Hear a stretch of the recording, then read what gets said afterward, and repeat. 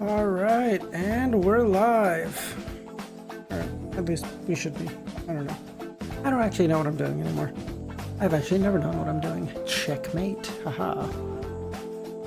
Justin, how's it going, buddy? I'm always early. Fuck you. Squeeze me? I'm always this early, bitch. Walter, how's it going, man?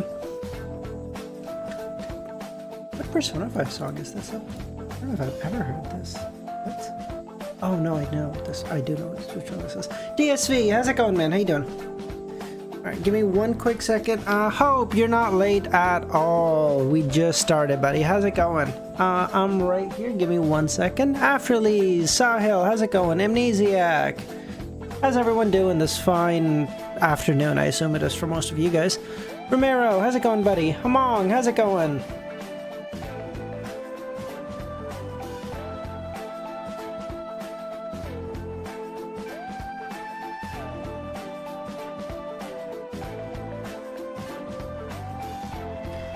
Came from an exam, feeling great. That's awesome. How do you feel? How did you feel the exam went, Hope? Milosh, how's it going, buddy? Nightwalker, how's it going, man?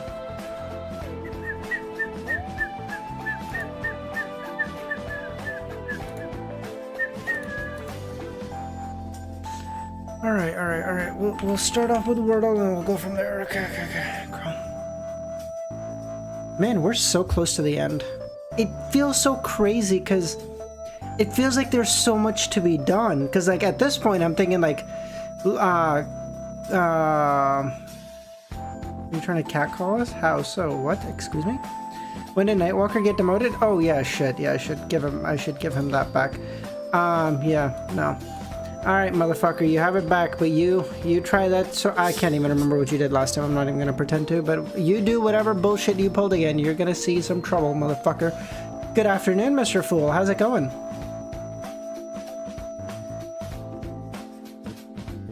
All right, let's go.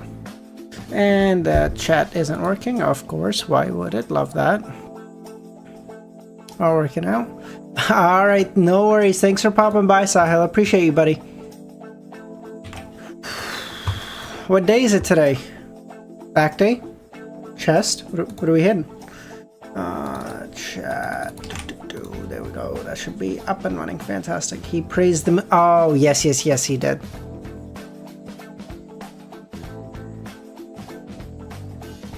Pushcar, you bitch. Oh. How's it going? Everyone, how you doing? What a good day. Man, it's gonna be a great fucking day, guys. I could feel it. I woke up at 7 this morning, so, like, for reference, it's noon my time right now. Well, it's gonna be noon in, like, 10 minutes. I woke up at 7, watched the F1 race. It was a fucking great race. Took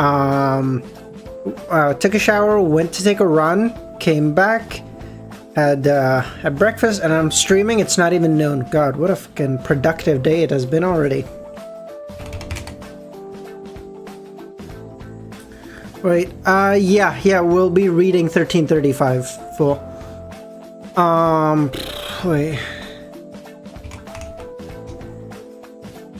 Are your knees okay from the run? Yeah, they're great, thanks for asking.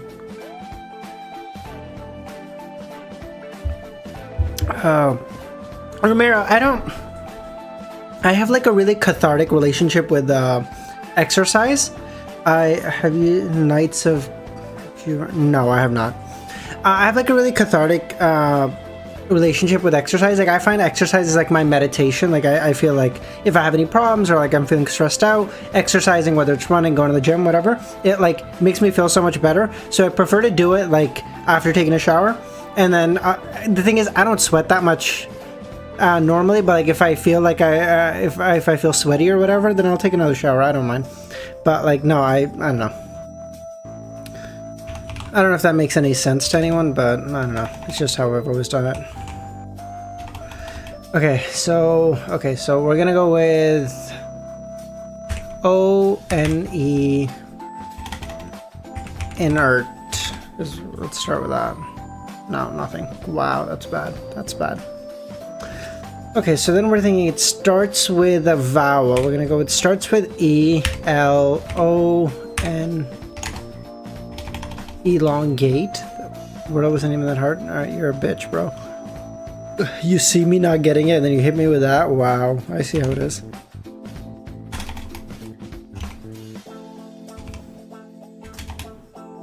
What a fucking dumb...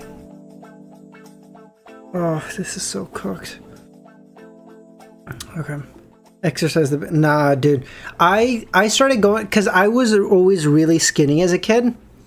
And like I never got bullied for it, but it was always like a insecurity of mine. So I started going to the gym like grade 12, I think. And like I was always like really skinny to like I could never do a pull-up ever as a kid. Like even in like gym class or whatever, like I just couldn't do a pull-up to save my fucking life. I could do like a couple push-ups or whatever, but like, I could never do a pull-up.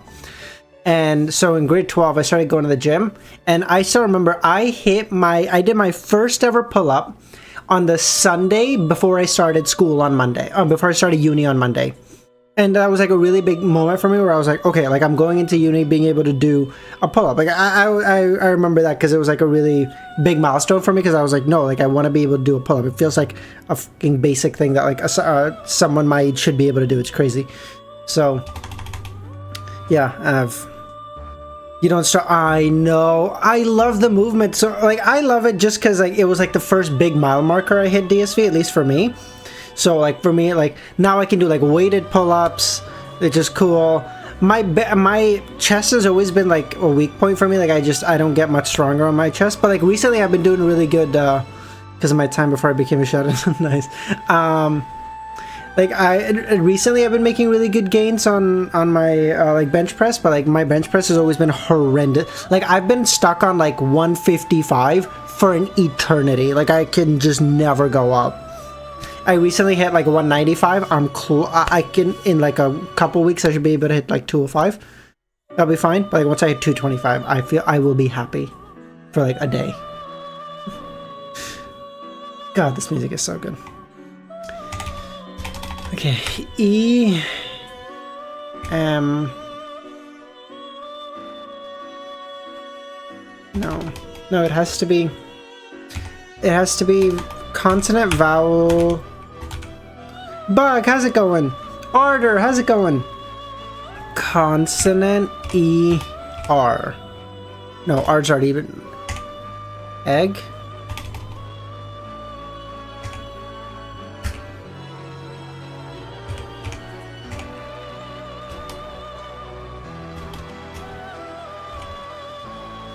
I'm doing a lot of cardio these days. I've always been horrendously bad at cardio. I really need to start doing it more. Like for someone who goes to the gym as much as I do, I avoid cardio like the fucking plague. Like I just like that feeling of like burning in my chest. I hate that shit. It's like, but I know I need to get better. If you're interested, the name of the song is "The Poem of Everyone's Soul" from Persona 5. Very good song. Love that song. Oh, that lady's voice is majestic.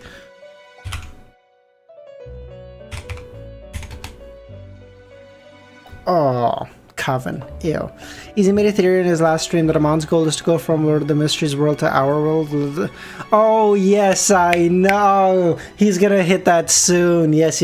I gotta reach out to him to... So then we'll probably do the Volume 5 conversation next weekend then. Oh, yeah. Okay. Oh, he's gonna be... I'm gonna try to be there for that stream. Oh, no, that one's great.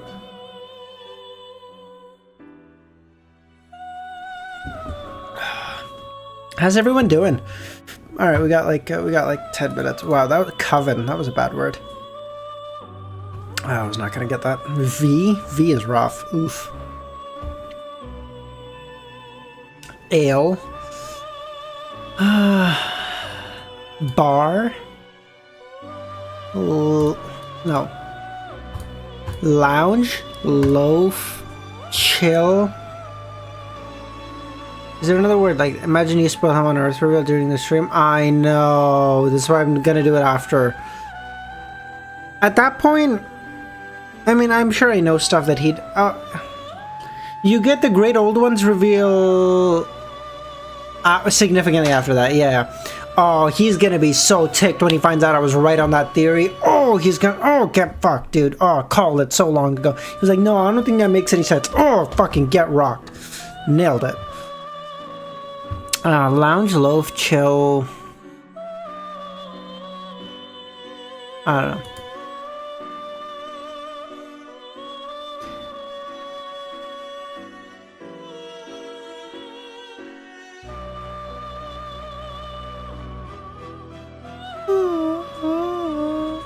Hive, lounge, booth,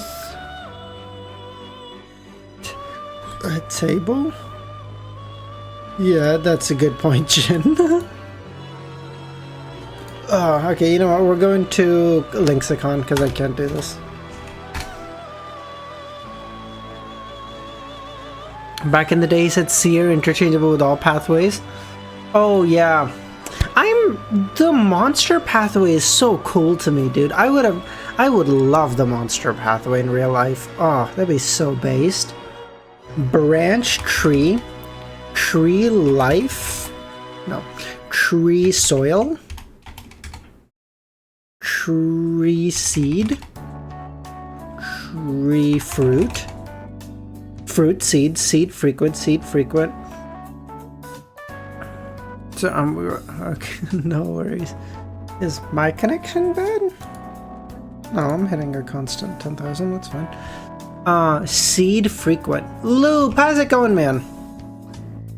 Plant. Plant cycle. I was thinking life cycle. Frequent, often. Often grow. Grow change. Okay, often grow, fast, German, excuse me?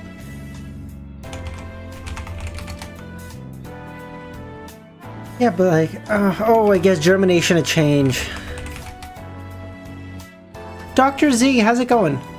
Germination, okay, I still think grow to often is our most lucky. Is probably our best bet. Grow to lucky. How do we go from grow? No, not lucky, excuse me. How do we go from grow to often? Grow to often. Grow to often. Grow often, fast, cyclical.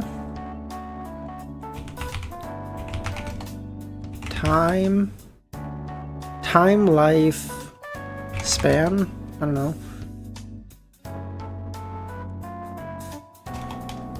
Rebirth?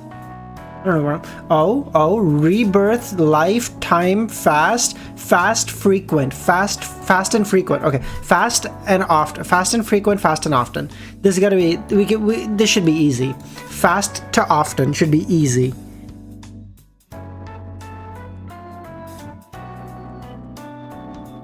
Proliferation? Oh, maybe that's not a bad one. Quickly? Seldom? Seldom McSeely coming in with the fucking heat. Fruit was already on there, Loop, but good try. Oh my god, McSeely coming in with heat. Excuse me? That was so good.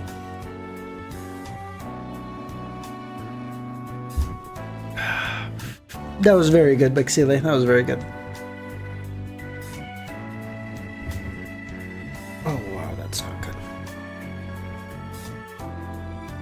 Isn't seldom is the opposite, yes. Maybe instead of synonyms in this game, it's better to look for antonyms. Oh, that's better. Oh, that's actually a good train of thought. Thank you, McSeely. I'll try to remember that. Okay. All right, it's almost time. We'll get started like 2 minutes early. I still gotta pull everything up, so give me a fucking second. Excuse me? There we go. That's just better. I think you mean to say revolutionary, but yeah, close. Favorite king from Game of Thrones?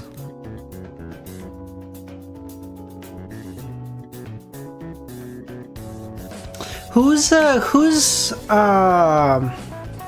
Rhaenyra's dad? I can't, I don't know, King Aegon the 47th or some bullshit, whatever the fucking name is. Scarlight, how's it going, man? Like, cause he was a really boring king, but like he was the last to keep like the kingdoms together. After his shit, everything just fell apart. Viserys, yes, Viserys.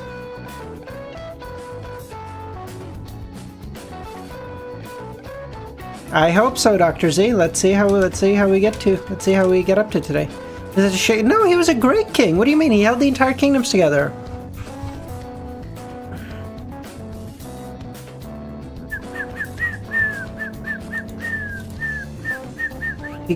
He didn't cause the Dance of the Dragons. He had a shitty... Okay, the one bad thing he did was he didn't keep Daemon by his side. If he kept Daemon by his side, all of that bullshit would have been A-okay. But he never kept Daemon by his side. If he kept Daemon by his side, it all would have been okay. That's arguably the best. Oh, okay, cool. Preparation? Isn't it preparation? No, it's oration. Alright. The preparation needed? Oh, to become in sequence 1? Oh my god, are we doing that today? Excuse me? Revolutionist and revolutionary mean the same thing? Really? I've just never heard the revolutionist. I've never heard that before.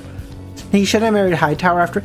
Yeah, but like he's okay to... He never changed who his heir was. They were just idiots. How is that on him?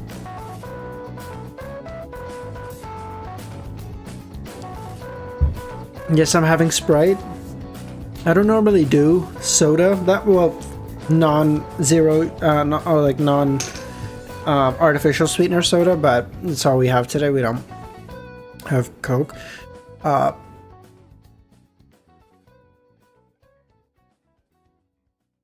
Only 10 more chapters easy? Fuck off. Okay. It caused problems with his male heir. Yeah, but like he already said like she is my heir. Those guys are fucking idiots. That's not his fault, okay? By the way, Kami, what music should I have on right now? Am I okay to just kind of have like regular background music for now? Okay. The initial preparation for building a marionette town were rather boring and tedious. At the very least, Klein thought so. In the ancient palace, Klein sat at the high-backed chair of the fool, holding the fountain pen. There were ordinary pieces of paper with name, age, and fate of every marionette. As he made his worms of spirit emerge from his body, they formed avatars beside him. Some Kleins sat on the ground, while others occupied the 21 seats other than the fool's. Some conjured beds and laid on them. Oh, wait. Wait, did I not read? Oh, I don't think I read 1327. Oh, thank you, Hamong. Holy shit, coming in clutch. You're right, I skipped a chapter. Whew, what a guy. Thank you. Hold on. We got there. Thank you. Fuck you guys, okay? That happened one time. You guys are so mean. Everyone hits me with Unk. Senile, this motherfucker. Okay. I watch your... Oh, I see. Thank you, Mong. Okay.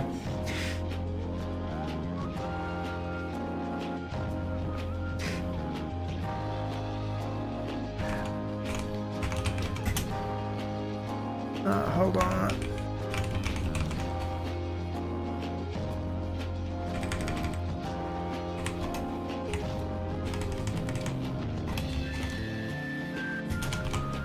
It is the first time, Jefferson. What do you mean? As for the marionette town, Klein had been thinking on how to build it a long time. He had already come up with 3 plans. If he eliminated any interference from external factors, his best choice would be somewhere in a certain country of the northern continent. He would allow his marionette town to rise up overnight. Furthermore, he would connect it to the surrounding cities through railways, rivers, and roads. This way, the marionette town would have a large number of outsiders arriving on a daily basis, and it would receive a very strong interaction with the surrounding areas.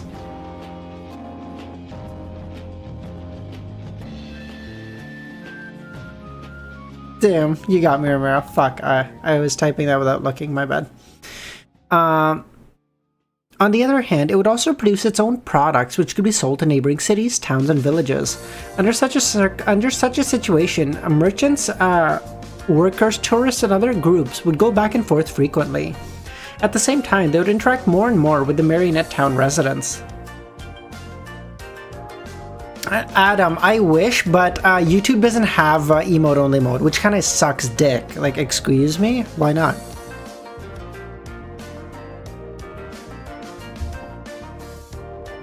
Under the influence of all kinds of interactions between the parties, it wouldn't be long before the town of Marionettes could produce a corresponding region in the spirit world. Once the lives of the residents became more detailed and real, Klein could consume the potion to advance to Sequence 1. This would take less than 3 months. But the problem was that this approach couldn't be kept confidential. Quantum, how's it going, buddy? How's it going? Maybe you could use truffle. What? Oh, this is true. We could do emote only, like volunteer on a volunteer basis, of course. In the present era, to have a town suddenly pop up was something that couldn't be hidden from people. Soon, there would be civil servants, the police, and reporters coming to investigate.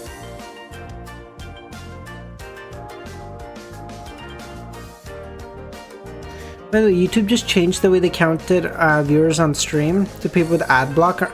Really, Kami? Oh, that sucks. Oh yeah, I need to take away Kami's mod. That's true. Thank you. Oh wait, seriously? Oh, no wonder my last couple of streams have been like...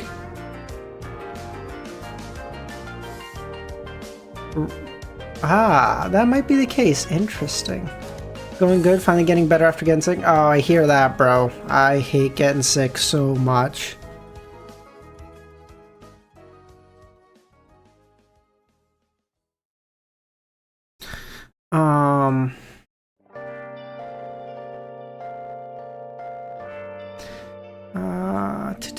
In the present era, to have a town suddenly pop up was something that couldn't be hidden from people.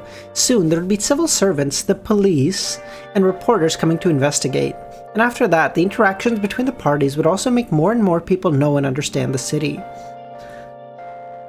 This was a problem that couldn't be resolved through illusions, unless the town of Marionettes didn't interact with the surrounding cities and had a relatively minor interaction, but that wouldn't meet the requirements of the ritual. When news of the Marionette Town spread, Klein would undoubtedly be targeted by Zaratul, Amon's true body and his other enemies. When the time came, the destruction caused by others would definitely be easier than him protecting it. He could only migrate his marionettes elsewhere. This would cause the interaction generated in the early stages to be for naught, just like what happened to Kotar. Yes, we're reading until 1335. I see, Romero. Therefore, Klein had only listed down on such a plan, so he basically wouldn't choose it, unless a certain visionary was willing to help, making all the living beings in the northern and southern continent believe that there was indeed such a town, and it hadn't suddenly appeared. Considering the influence of various external factors and his powers, Klein's best choice was to establish the town on an uninhabited island that deviated from the safe sea route and was sufficiently well hidden. He would then use Sephira Castle to give it anti-divination and anti-prophecy properties. At the same time, Klein would use the curtain to graft some roads, rivers, and railways somewhere outside the town. So this grafting ability that Klein uses above the Grey Fog, this is from the Marauder pathway, this is from the Error pathway, right? This is what Amon does, like when he steals people's fates, he grafts his fate onto theirs, basically.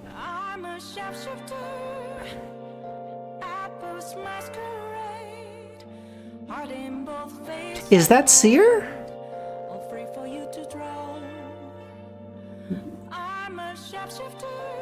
It's a secret. It's the it's a secret. Oh, it's the curtain itself. How is an Attendant of Mysteries doing that, though? Oh, what the fuck are the powers of an Attendant of Mysteries? Oh, cool. Okay. Okay, no worries. Thank you. Good morning, Choman. How's it going, man?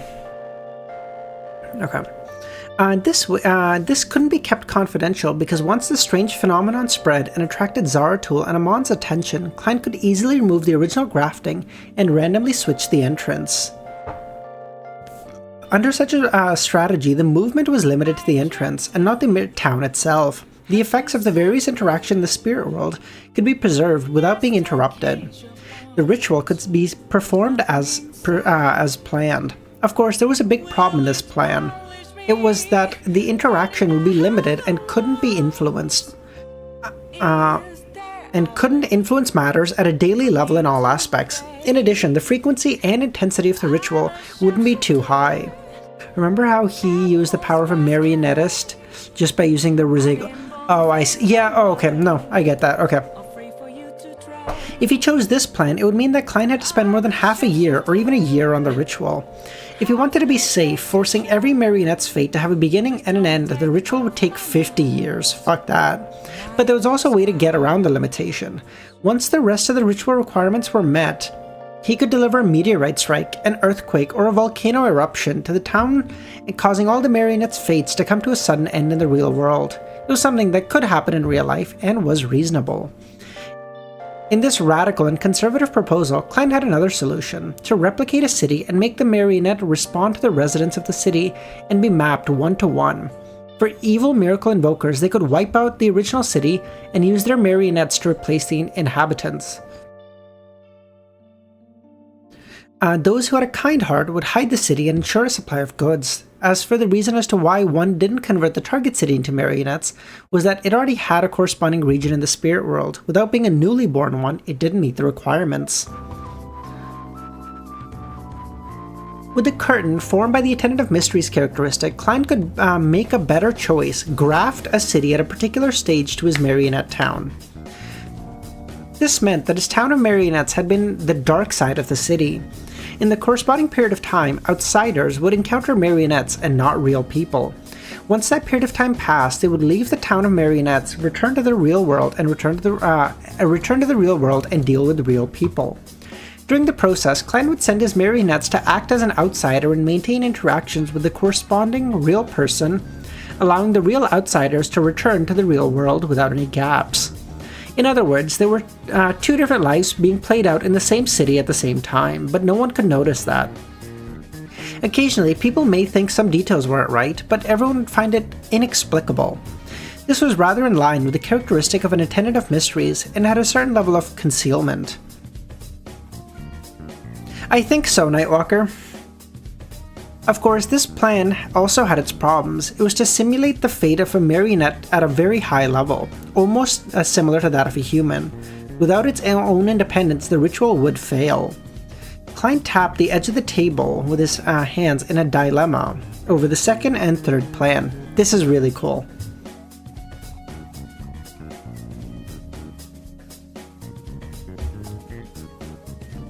After a few minutes, he did as his heart willed: cowardice, choosing the second plan.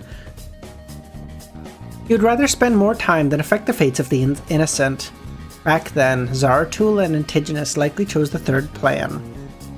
At this moment, he looked at the junk pile and considered whether he should send a revelation to change the description in the Holy Bible of the City of Silver. To a deity, the Holy Bible wasn't important. Its best use was for its convenience to spread its teachings and increase number of anchors. Klein had long come to the conclusion from the revelations of Evernight, the Book of Storm, and the contents of various other churches. Most of the content elevated by the deity, making random claims of grandeur and expressing mercy and pity. The cowardice acting principle. No, that has nothing to do with the sequence too, McSeely. That's just Klein as a person. In ancient times, the impression the believers had of the deities would indeed have a negative effect on the deities, but now that they use symbols instead of statues, this problem no longer existed.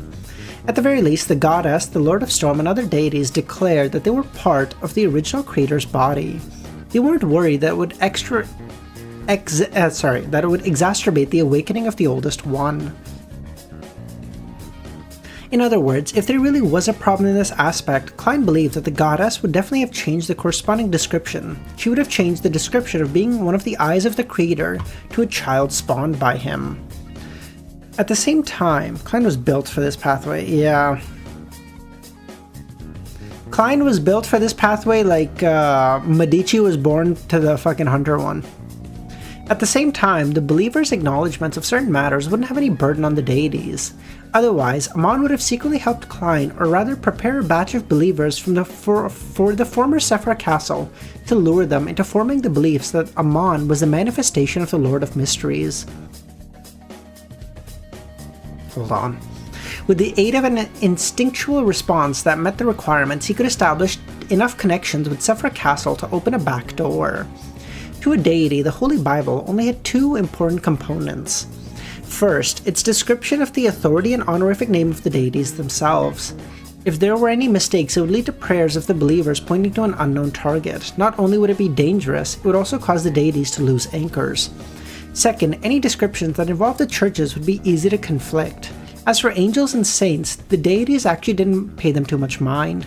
The ones that cared were angels and saints themselves, because they needed to obtain a certain level of anchors as well. So what Klein is basically saying is like the saints and the angels that are mentioned in the Bible are like they just need people to occasionally pray to them because they need some anchors too. But like, you know, God Himself is like, yo, I need way more. You guys are low rankers, you know.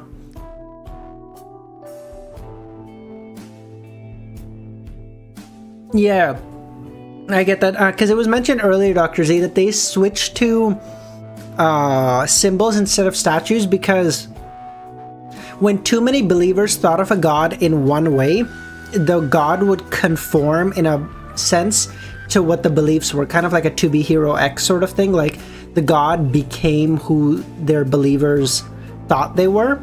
So, and it would cause madness in them because they would now have like conflicting ideologies and stuff. But now that it's a symbol, it's so vague that it doesn't really affect them. What the fuck do you mean spoilers, McSeely? We've already read this, you bitch. Basically, if people thought Amon was the owner of Sephra Castle, it would make a certain with it and Amon. Oh, I see. Okay.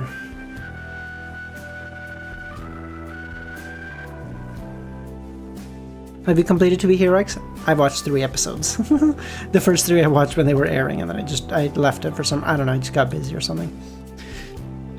I had this really bad habit recently of not finishing the shit I've started, and I hate that.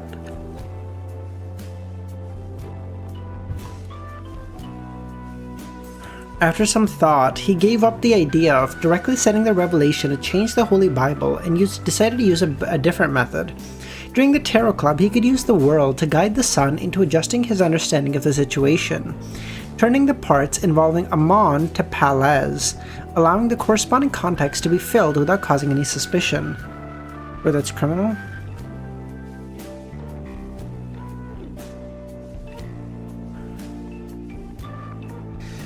Bayam, Verdu Abraham, had obtained quite a bit of knowledge in a few Beyonder circles. He lit up a gas lamp and carefully read it at night. Towards the end, he suddenly read a piece of news that he had never understood.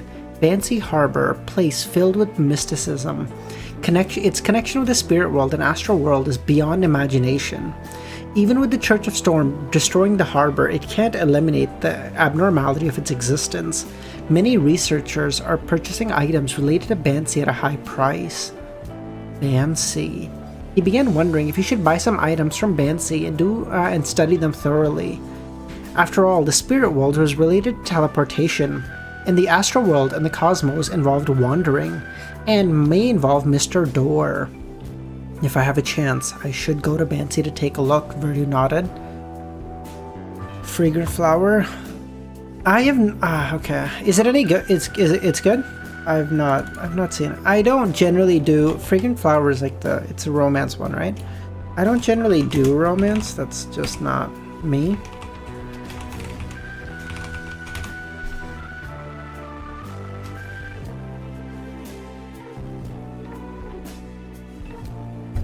Fragrant flowers peak.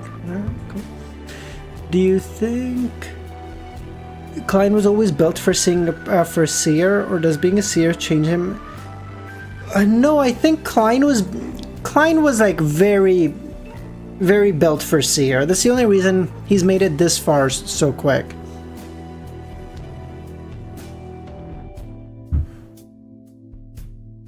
Klein was very much in tune with that. The initial preparation for building a marionette town was rather boring and tedious. At least Klein thought so. If you don't like romance or wholesome slice of life, you may not like it. No, like slice of life I can do, but like bits and pieces of slice of life. Like I just don't generally like romance. Like I like, for example, the bits and pieces of like slice of life I like in Spy Family. Like I like that. Like when there's like little bits and pieces of like when Anya and Forger? Fuck, what's her name? Whatever. Like when everyone's home and they're like just like, you know, making food or like studying or like whatever. Like those are cute. But I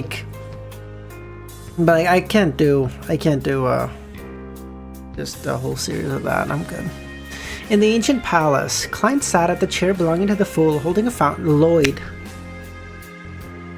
yes, thank you.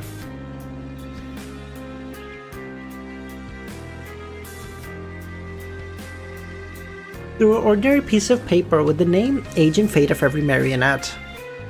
As he made worms of spirit emerge from his body, forming avatars beside him, Klein sat at the ground while others occupied the 21 chairs other than the fool's. They summoned different books from the junk pile and started reading them. The books included, but were not limited to, how to brew wine, train dispatching, dessert making compendium, a clergyman prepares, gas wall lamps, gas meters, and all kinds of family machinery repair. Delicacy, good lord, delicacy. A harbor management, foundations of law, a lady's aesthetics. These were all specialist knowledge that different marionettes needed. Only by doing so would they be able to act in their roles, allowing them to be realistic. Even if they were to engage in a deep conversation with outsiders, they wouldn't expose any problems. It wouldn't be difficult for Klein if he just needed to simply memorize the knowledge, but he had to truly grasp and understand it. Furthermore, he couldn't confuse his characters. He couldn't let a burly, strong switchman have with a low income be talking about the wonders of a particular skincare product or which silk cloth was flawed. Merlin, how's it going, man? In such a situation, if such a situation were to happen in real life, novels, plays, and operas might have a strange attraction, and putting it in the real world would be uncanny. To avoid such a problem, Klein worked very hard, hoping that every character in the marionette town would be real and appropriate. Okay, Romero. Okay. Fortunately, there weren't many people in a city who needed to deeply understand the corresponding specialist knowledge. Most of the residents were only half literate or illiterate. They relied on experience to live their lives through repeated motions. For these characters, the knowledge that Klein needed to grasp was basic, like workers who had gone through simple training, or even without training to be sent to the assembly line.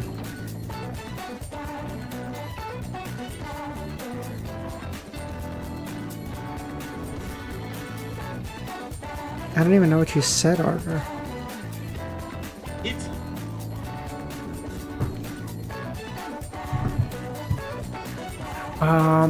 Fortunately, there were nobody but that. After an unknown period of time, Klein put down his fountain pen and rubbed his temples.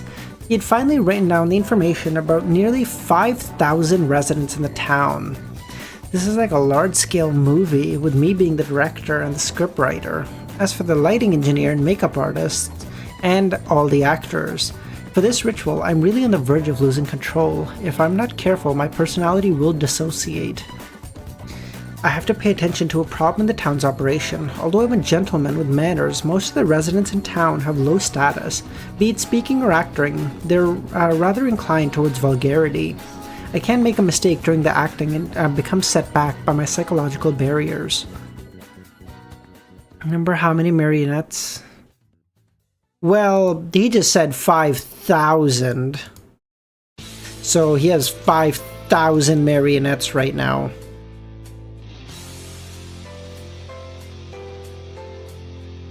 I don't know. What do you...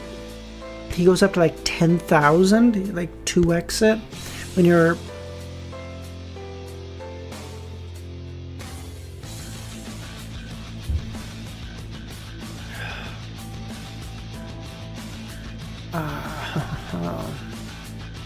Klein sighed silently as the avatars around him disintegrated into worms of spirit. Of course, this wasn't all. There was also one Klein who maintained his previous state, preparing to be on Sephra Castle duty. Do you remember? I have no idea, Loop. How many did I guess?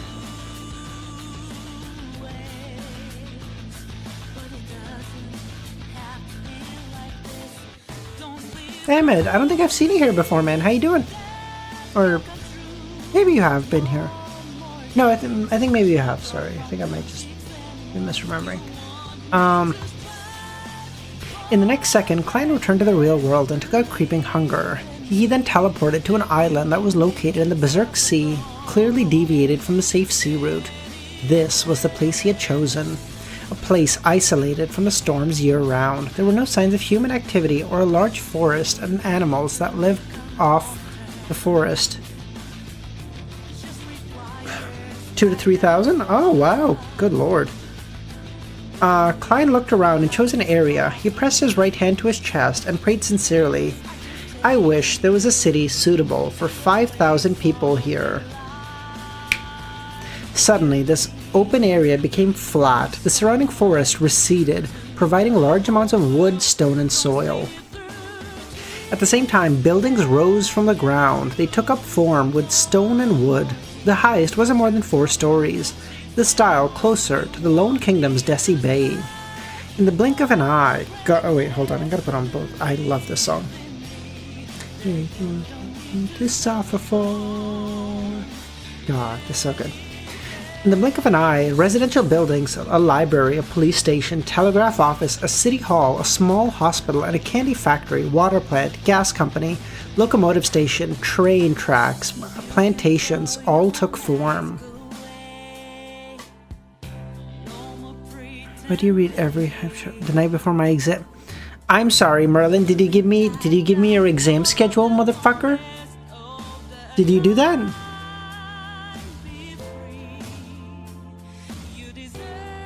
Wait, 5,000 million, not including... But like, he's gonna be... How do we know he's gonna also be using like insects, bugs, and animals? What?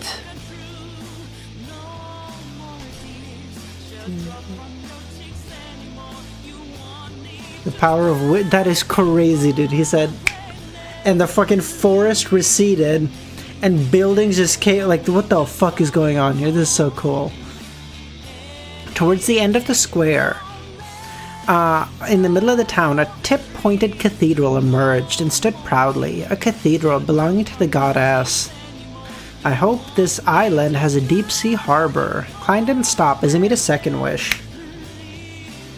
About 3 kilometers away from the town, a small-scale harbor took form. There were 2 docks, 5 warehouses, a port hotel, a simple restaurant, a police station, branch, a bar, a lighthouse, and a naval base.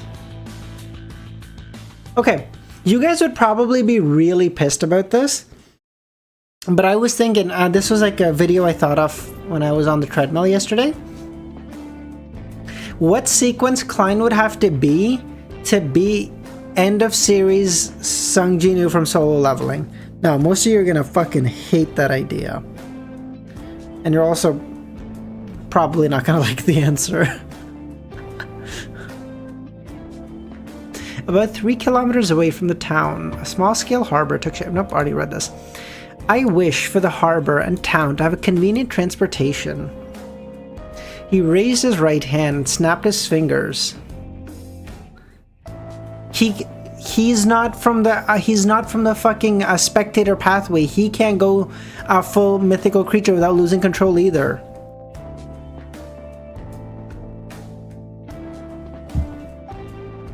Stop power scaling? Okay, my bad.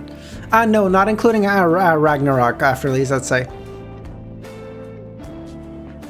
A concrete road and a railway cargo instantly appeared between the town and the harbor. According to Klein's plan, a portion of the harbor was prepared for visitors by sea. The town was mainly ready for outsiders from the northern and southern continent.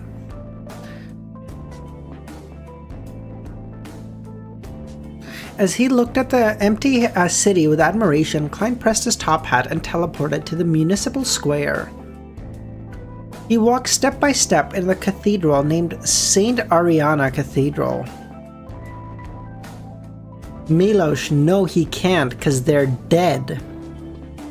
You have to remember, Klein can make, like, at least up until now, as a sequence 2 or 1, I think, he'll be able to control spirit body threads of things that had them in the past, sure, but he can't even right now.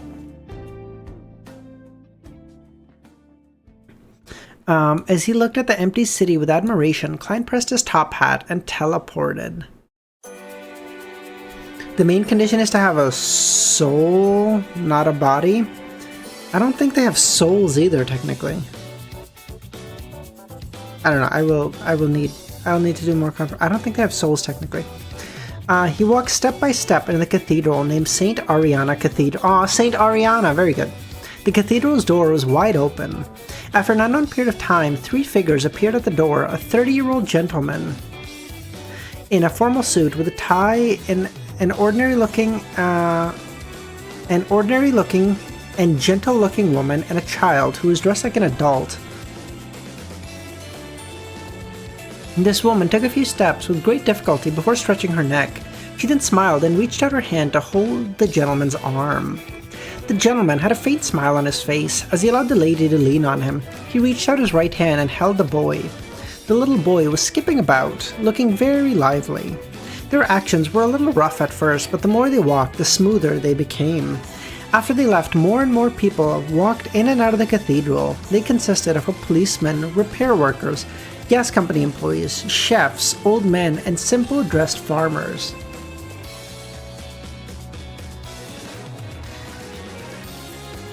Okay, you know what? We'll drop the idea for now, but I would be curious on your guys' take on it. During the process, the number of people that came out and had exceeded the limits of the cathedral's capacity, but there seemed to be no end to the people, as though the interior was connected to another city. After 15 minutes, the entrance of St. Ariana Cathedral fell silent. However, there were rats, cockroaches, moths, ants, flies, and mosquitoes creeping towards. Finally, a colorful window at the top of the cathedral appeared. The white pigeons flew out and landed in the middle of the square. The people who stayed here came to life completely. Some teased the pigeons, while others looked at the hawkers, while others played a 7-string guitar, and others smiled as they conversed with their friends. A man wearing a top hat and a trench coat, carrying a cane, left multiple squares. He came to the other side of the town and stopped in front of the wooden board. Plus, you guys also have to remember, just sheer battle understanding is rough. A man wearing a top hat and trench coat, wearing a wooden cane, left the municipal square. They came to the other side of the town and stopped in front of a wooden board. He took out his tools and wrote the name on the town. He wrote the name of the town. Yarnum. Bloodborne mentioned. Peak. That's it. That's it. 10 out of 10. Immediate. You bitch. After some thought, the man wiped away Yarnum and wrote another name. Nope, never mind. 7 out of 10. My bad. Utopia. Oh, you took away Yarnum for Utopia? Fuck you. Nope. 7 out of 10. Backland. Inside the Hall family's villa. Just finished the game? Nice, Romero. Alfred had also boarded the cruise ship. Back to the northern continent, Audrey asked. It was September 1352. Copyright, I guess? There's no way. You can use a town name, dude. That's not getting... There's no way.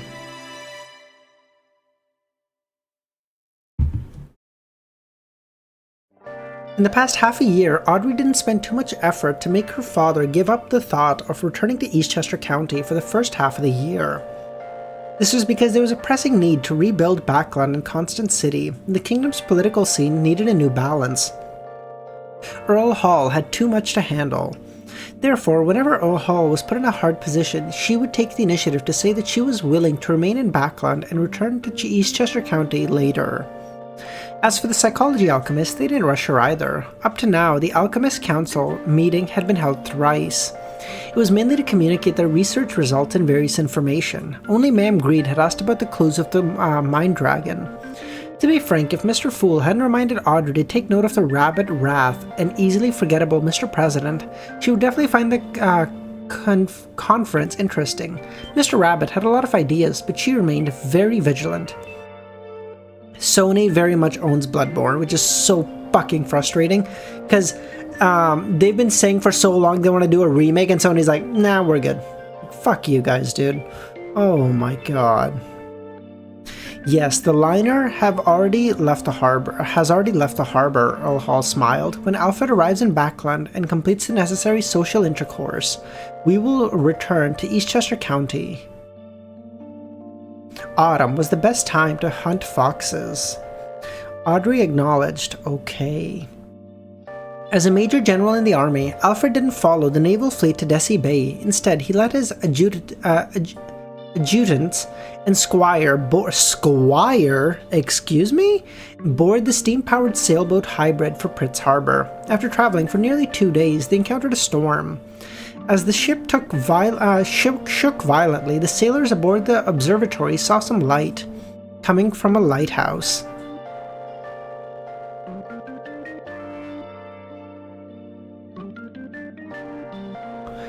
Alfred's gonna go to Klein's town! Very good, 10 out of 10. Klein gets to meet the racist brother, based. Sarah, how's it going? I'm an anime only. How are they gonna... 3 years of... for your answer, Sedan, I apologize. I'm probably mispronouncing that. I apologize. The next season is gonna be like over 24 episodes, over 20 episodes. I can't remember. For how long is Volume 2? Is it like 250 or something? How long is Volume 2? Long is Volume 2 of LOTM? Volume 2 is 269 chapters. 30 plus episodes, is it? So it's 269 chapters for, let's say, 30 episodes. So you have to adapt about 9 chapters per episode. Whereas the first one was 213 for 13. So you had to do about 17. So the pacing is going to get like twice as good. So like it's going to be much better. It's going to be great, trust me. Trust me, they got like 2 years to figure this shit out, plus they got like Volume 3 is no, Volume 2 is the longest, I'm pretty sure. Oh god. Also the special. Oh, true. The special next year too. Yep. So yeah, hopefully that addresses your concern. And I don't know where you got that number from, but oh sorry. How are they gonna adapt for Volume 4, 5, 6, and 7? 4, 5, 6, and 7 are shorter. I say that would. 4 and 5 are still long, but like 6 and 7 in particular are really short. So like adaptation gets easier in terms of like how much time, how many chapters you have to, or how many chapters you have to do, how many episodes you can do it in. So it'll be good. It'll be good. We just gotta trust them. How'd you like the anime? 1329. Oh, Klein's gonna get to meet the racist brother. Based. Starts reducing from 4. Nice. 4. Oh yeah, I guess 5 was shorter too. Yeah, you're right. 5 was... Oh, 5 was that. Yep. Sorry, I don't want to say it with anime only in chat.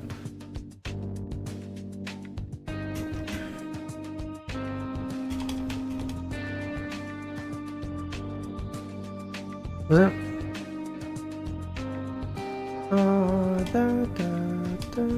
That should be fun.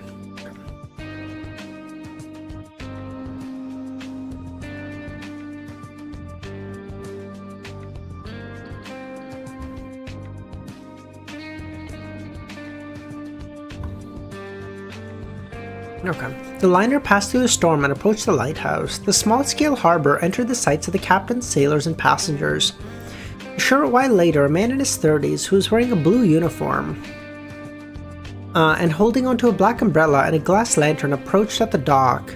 As the man watched the gangway lower, he opened his mouth. "Hey matey, where'd you come from?" After most of his voice was swallowed by the wind, his voice reached the liner's interior and entered Alfred's ears.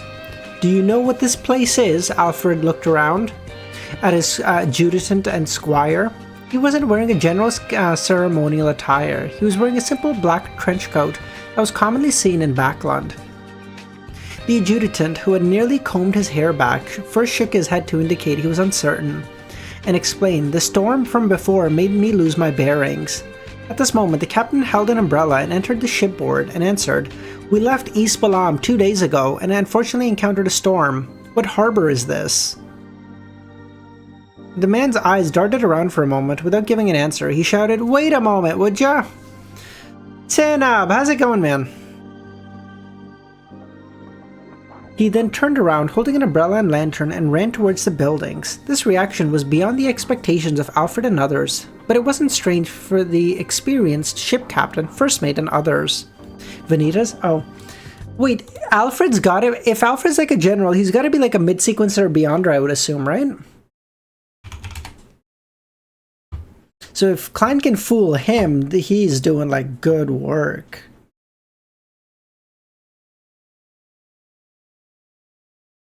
Man, Milosh is, or like the mod names in Discord look so cool now. What? I said like Ramirez best, but like the mod names look really cool too.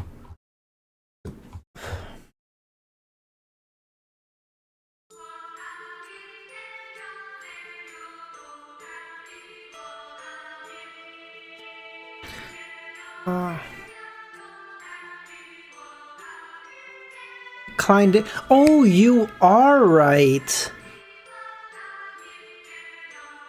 Oh, you're right. We did meet Alfred very briefly. Yes, we did.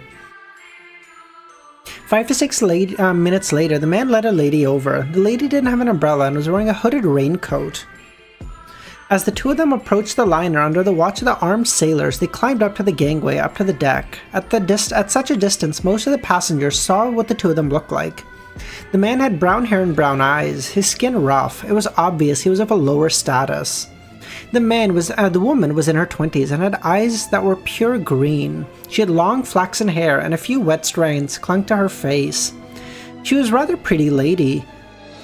"Hello there. This is Utopia Harbor," the man patiently introduced. "I am Theodore, the interim port captain." As he spoke, he laughed as though he was happy he had invented such an amazing position. Of course, the ship captain knew what a so-called interim port captain meant. He didn't take it to heart. He frowned slightly and said, "Utopia Harbor? Why haven't I heard of it?" "What ye said is quite common. If it weren't for that landlubber hurricane, ye might never come over." Without waiting for him to say anything, the lady rushed forward and said, "Utopia isn't on the safe sea route. Usually, only people who understand these waters and know of this place come here for supplies." So the main clientele of this harbor are pirates. How could a ship captain not be able to tell what she meant? And in times like this, tacitly acknowledging things without exposing them provided protection. He tersely acknowledged and said, "And you are?" "My name is Tracy. I am the owner of the Harbor Hotel and also its receptionist and attendant." So you're like a one-man fucking... She surveyed the area. "It's quite a heavy storm. The ship will be bumpy. It's not a wise decision to stay here. The hotel will provide you with stable beds, warm water, and clean food. It's only 10 pence a night. I am referring to the price of a single room, of course." Oh, Vice Admiral Tracy. Oh, so cute. Oh. I was like, why does that name sound so familiar? Oh, yes, of course. Vice Admiral Ailment, of course. Other than that, you guys can still drink at the nearby bar and enjoy our hospitality. Clearly, this lady was here to solicit business.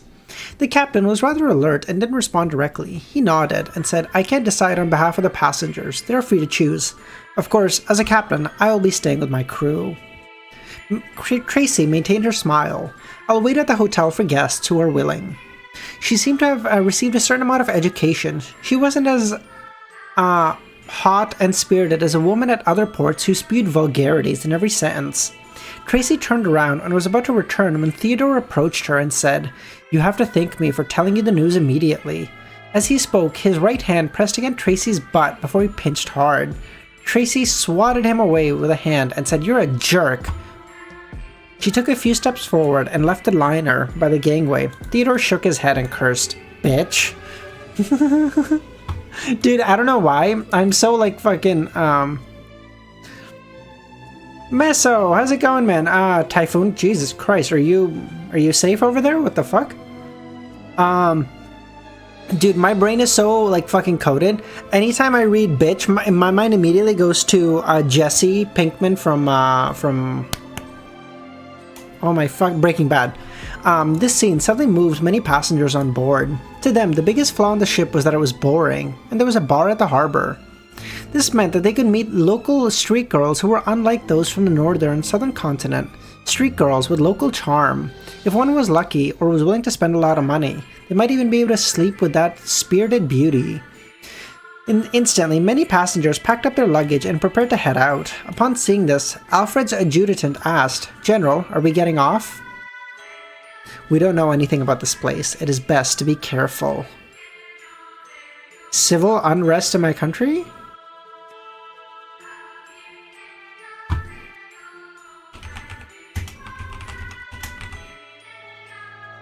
Are you from Thailand? Is it Thailand that's having... No, is it Thailand right now that's having civil unrest?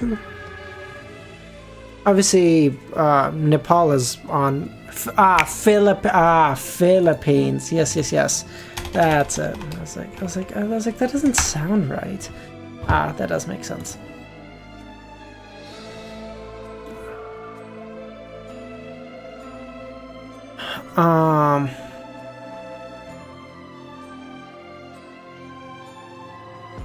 Nepal is, well, yeah. Nepal had a little bit more, true. Just a smidge, okay. The adjutant had no objections to this. He said, "What about those who have already alighted?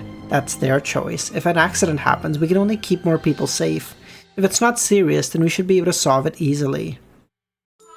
I hope, no. With that said, he turned around to look at the adjutant.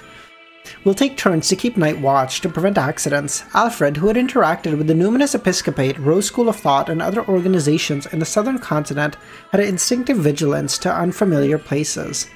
After he exchanged his opinions with the captain, Alfred got into his bed, listening to the strong winds, and dozed off. But suddenly, he heard a tender and sad melody coming from the direction of the harbor. It seemed to come from a flute, intermittent, like a human whimpering. Alfred was immersed in the music. It was as though he had returned back home. He returned to a state of a mixture of his childhood happiness and the vexing times of his youth. He shook his head and shook off the feeling and realized it wasn't a psychological effect, but a normal person's reaction. Alfred rolled out of bed and walked to the window and used his sheriff powers to confirm that the music he had heard came from the hotel. Sheriff. What sequence is Sheriff? Is that the one... That's a sequence 8, I think?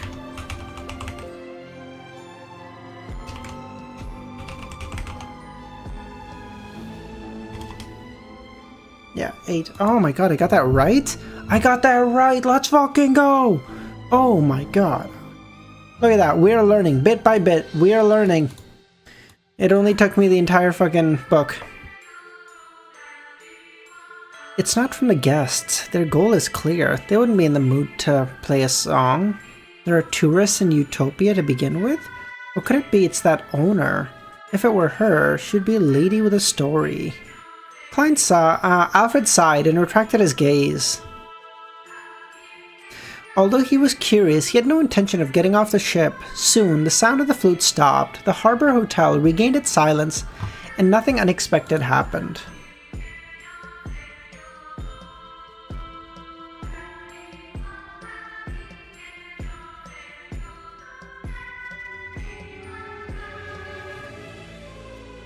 You already know Justicia, so... Oh, yeah, I gotta get used to that.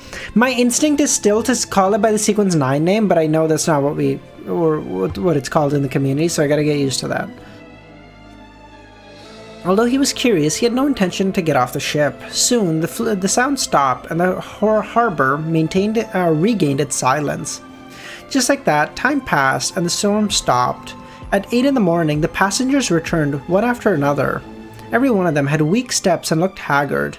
Upon seeing this, the sailors laughed. The chicks here must be pretty good. The passengers shook their head. The Lanty proof here isn't bad. It's cheaper than other places. I wasn't careful and just drank too much. I don't even know if anything happened with me and that girl. I woke up to realize that the ship was about to leave, and I don't even remember what I did after getting drunk.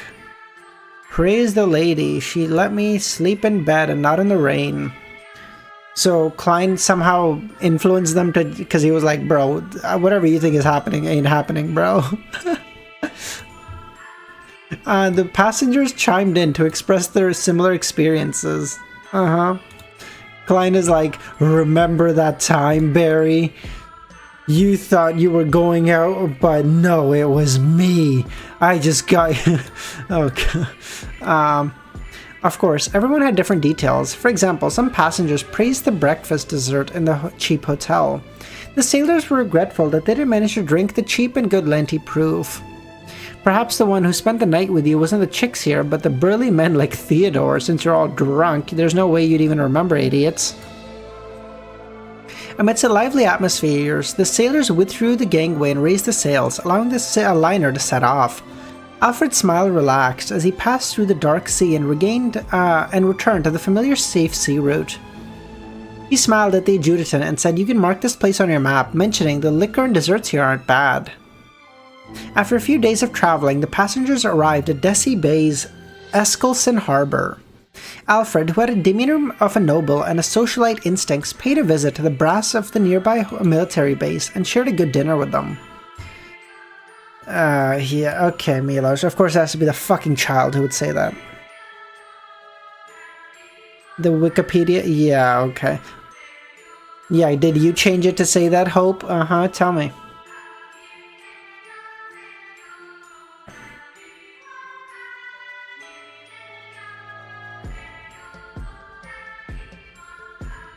Alfred, when he returned to one of his father's vacation villas, he was surprised to find the squire, whom he had sent away to gather for information. "What's wrong?" Alfred said. "General, all the official maps in the kingdom have no indication of a Utopia harbor." What? That's so weird. Oh, well, hey, everything worked out fine. Leave it, bro. Why you gotta be so fucking annoying? See, this is why we can't have nice things. Everyone's got a fucking, General, actually these maps I read. Bro, everyone had a great time. No one got hurt. Fucking leave it alone. God. Fucking nerd. Alfred felt the atmosphere plummet in the room. An indescribable chill invaded his body. When the liner stopped at Utopia Harbor, he expected the worst to happen. Utopia was the head of some cult that everyone was worshipping a lunatic. But now the truth was even worse. Utopia never even existed. At that moment, Alfred was unusually thankful that he no longer had the noble scion he was no longer the noble scion he was when he left Backland. He had accumulated a lot of experience and thus decided not to enter the harbor. Under the gaze of the adjutant and squire, the major general paced back and forth with a solemn expression and instructed, "Draft up a telegram and report it to MI9 about what happened in Utopia. At the same time, request the local official beyonders to take action and contact the captain and list down all the people who entered the harbor. If necessary, pay each of them a visit and confirm if there are any issues." They found new land and they don't want to call... Okay. You're not a colonizer, Ramiro. You gotta remember, you were part of the colonized. You're on the wrong team. His plan was to... nope, already read that. Yes, sir, the adjutant said. After the adjutant walked out, Alfred said to his squire, "Bring up the typewriter from downstairs. I want to write a detailed report." His plan was to first use the telegram to report the key information of the brass and not delay the initial necessary actions. Then he would reveal more details with the confidential document and provide more information for the military brass to make a decision. Wendell walked into the second-class carriage with one hand on his top hat and the other carrying a suitcase. "My college fees are yours to pay." He wasn't even 30. His sideburns were deep black and his brown eyes were calm. He didn't have any unique features that anyone could remember, but he exuded a comfortable vibe. Who is Wendell? A few months ago, he was still a Phaenopotter intelligence officer active in Desi Bay. But now, he was a Sequence 7 Beyonder, part of MI9's Internal Affairs Department. Today, his goal was to send a confidential document to Backlund and hand it to MI9's director. After sitting down, Wendell bought a newspaper from the paperboy and read through it. This was the superficial act. In reality, he began to use his powers to illustrate the portraits of the passengers around him, remembering all their characteristics, making meticulous, perfect preparations for any accidents. The locomotive was chugging forward as the scenery around sped past. A few hours later, Wendell cast his gaze out the window with some anxiety. The sky filled with dark clouds and the storm about to descend. This meant that the locomotive would stop at a station ahead of time to tide through the storm. It may only continue its journey the next morning. Oh, Wendell is also going to go to Utopia Harbor. In Wendell's opinion, this would undoubtedly lead to more risks due to the deviation. However, it was beyond him. He couldn't change the weather like a sea god. And the only he couldn't change the weather like the sea god who was promoted to the Rorstad Archipelago's new good government. Who is this?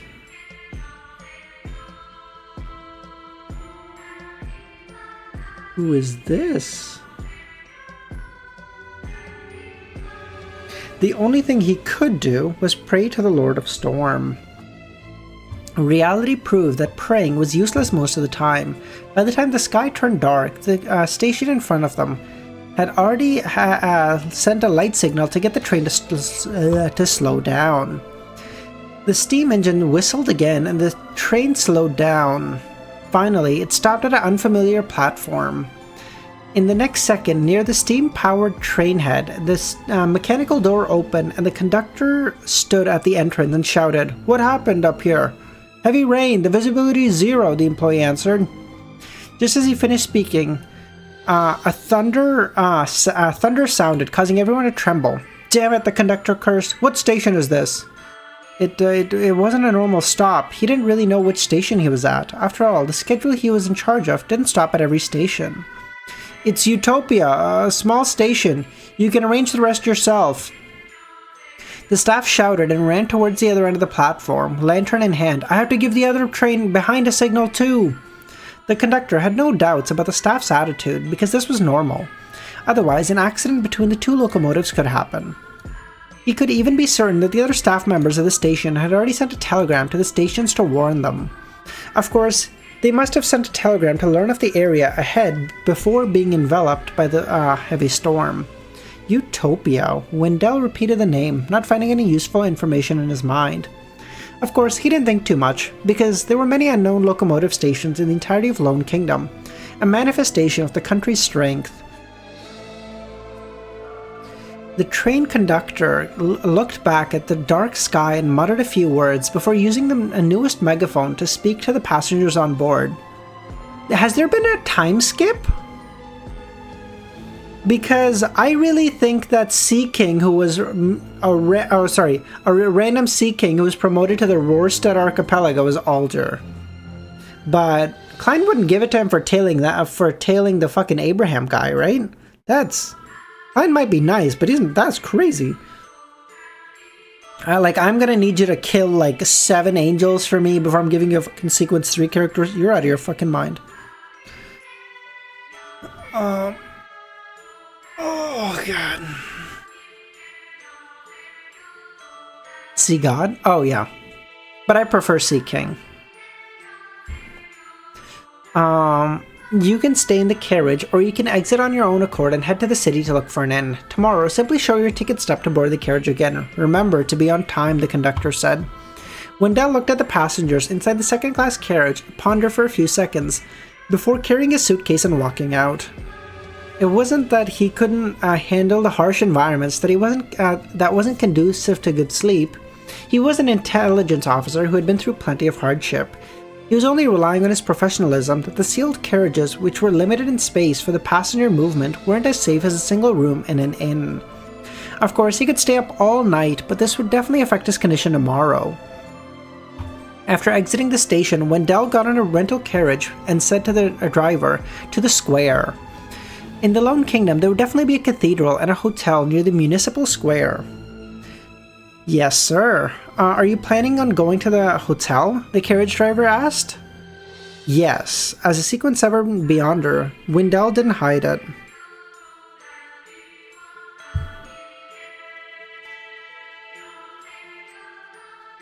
Danitz and Cotman?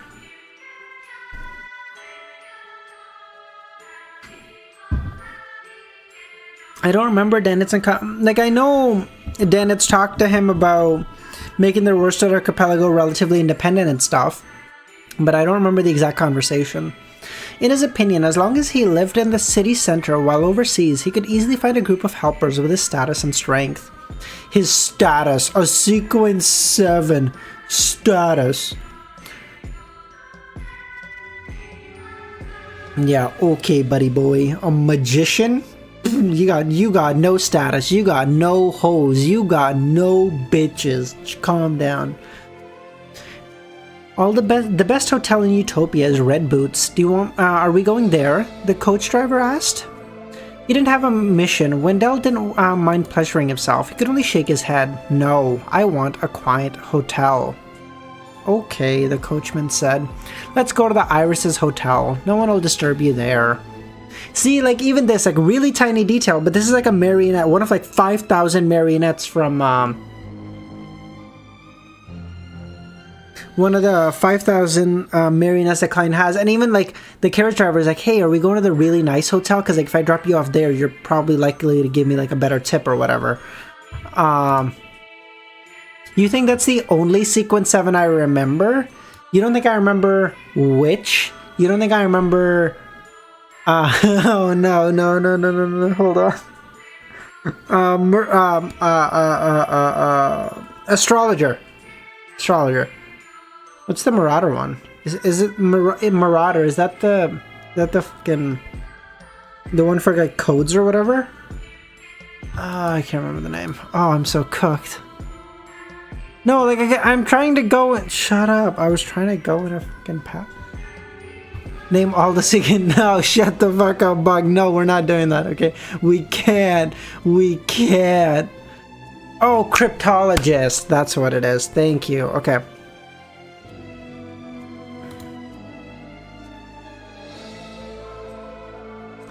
I knew, because Amon used this power to, like, figure out Gehrman's honorific name. So I knew it, but, like, I couldn't remember it. Suspicious. 5K are only humans. There's much more. Sequence. Oh yeah, true. Sequence 7 audience. True. My bad. Audience. How could I ever forget? My bad. Okay, let's go. Where am I? Perhaps it was because the storm was about to arrive. The people on the road were all in a rush. This is a small city, Wendell came to a conclusion.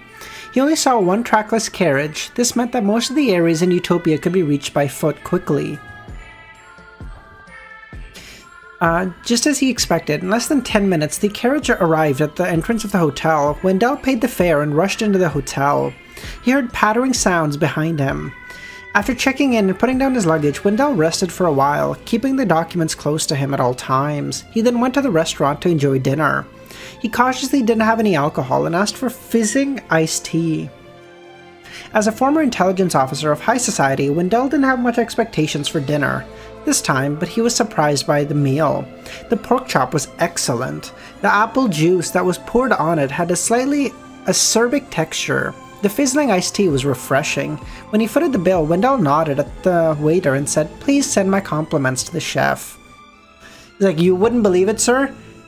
The check-in staff, the waiter, the mayor, the chef, one person. Crazy stuff. Crazy. Hear me out."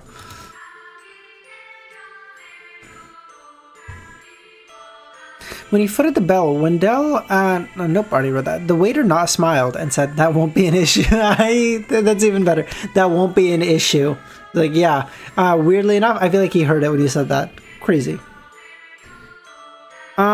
You're hearing a knock, you're hearing a buzzing? Give me 1 second, Kami. Let me see if I can fix it. Give me 1 second.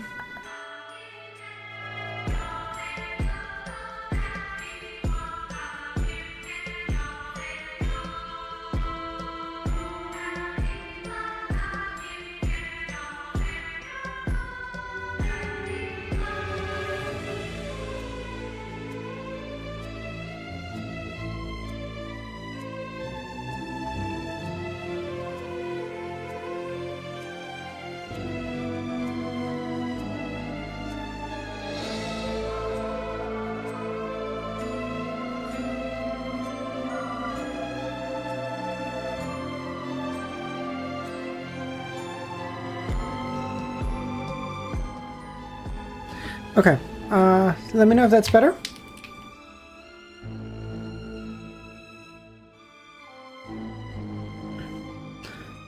Zaza, how's it going, man? Long time no see.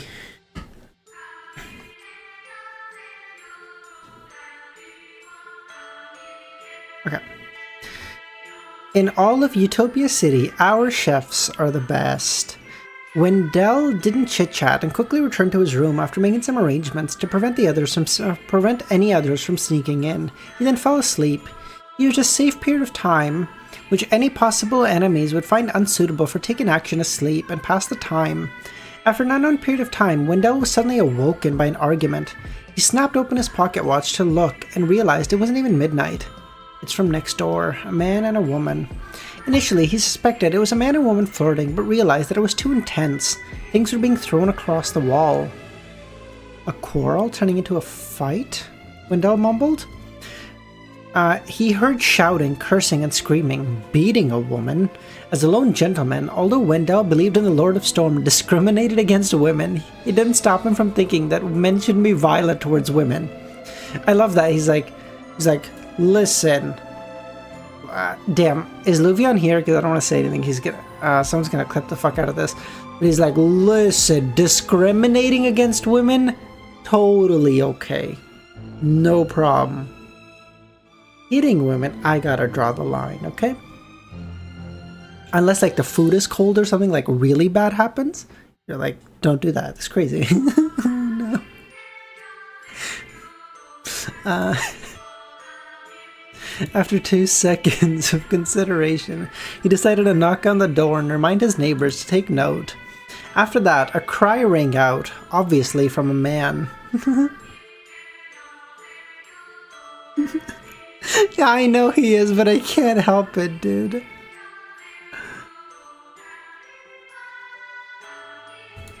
Dude, okay, Hope, I am who I am, okay? I got no qualms with that.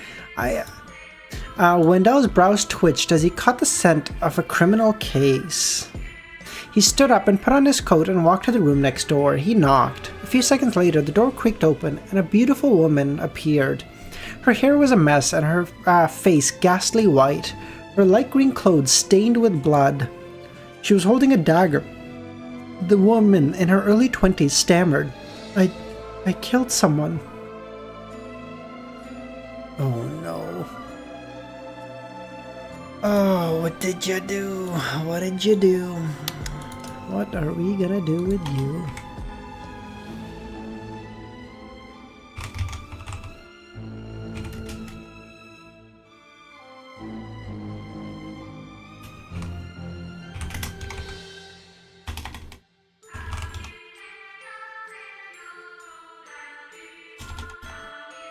Does he become a sequence 1? Is that why you're also excited in the next 5 chapters? Is that what 1335 is?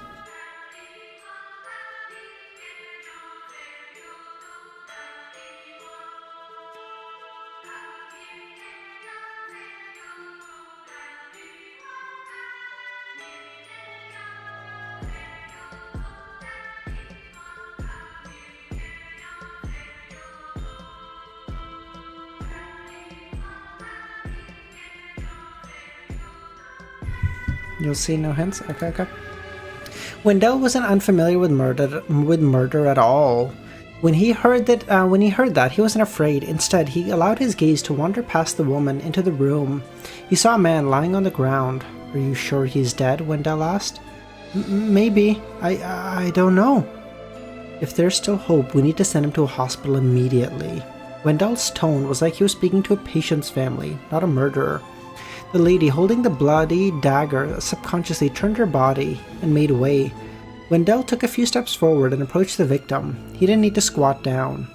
He is indeed dead. Call the police, the woman said. How do I address you? Wendell asked. It was obvious that the attendant or hotel owner came up to check on the commotion after hearing the screams. Tracy, the pure lady, with an attitude answered. The owner of the other hotel? Oh, flaxen-colored hair. Yes, it is her. Oh, I see. She then sank into her own world and didn't say another word. Wendell was just about to say something when the owner of the hotel came to check in and rushed through the door. Goddess! The elderly man shouted. Wendell pressed down with his right hand, gesturing for him to calm down. Call the police immediately. I'll stay here and watch. His temperament and words exuded a sense of confidence that convinced others. The owner didn't waste any time as he turned around to run downstairs. As for Wendell, when he first came over, it was just a habit as a gentleman. In fact, he didn't have the intention to get involved. After all, he was still dealing with a mission. But Miss Tracy's dazed, detached attitude endued a sense of pity in him. He surveyed the area. Killing someone doesn't imply a harsh punishment. It can be categorized into many things. Lord of Storm Believer for... Fake Lord of Storm Believer. Wow. Yeah. He's not a true believer. I don't think so. Tracy slowly raised her head and cast her gaze at the gentleman. There was a luster in her eyes. Wendell glanced at her bruised face. He hit you? Yes. Was it you who brought it here or him? Wendell asked, looking at the dagger. Him. Exercising your right to self-defense is in line with the law. I can testify to the police that you had an intense argument before it happened and there was a fight. Clearly, men possess an advantage in this aspect. I'm not discriminating, of course, but it's something explained by science and experience. Dude, actual Andrew Tate stan. He paused and said, what is the relationship between the two of you? What happened? I'm his mistress. Upon saying this, a smile appeared on Tracy's face. I used to be an ugly woman, who blindly chased after money. Not long after I left school, I became his mistress. He gave me a hotel and let me stay here. I waited for his arrival, or for him to call me. I lost interest in this lifestyle, feeling increasingly suppressed by my inferiority complex. I wanted to return everything to him and just be rid of him, but he didn't agree. He threatened me, and didn't let me go. The recent times, every time we met, it all ended in a fight. Just now, he said that you were the only one to leave him, and that was death, and then he beat me and took out the dagger. After that, you know what happened. Mistress. The traces at the scene have also confirmed the developments of the situation. He originally thought that Tracy and the deceased were husband and wife, but their relationship was worse than he had imagined. Tracy nodded and said thank you. She didn't say anything else. She broke the silence only when the police arrived. She raised her hands and accepted the handcuffs. Wendell looked at her staggered pace and said, bring her to check on her injuries first, and treat them to avoid any accidents. Jesus, hey there.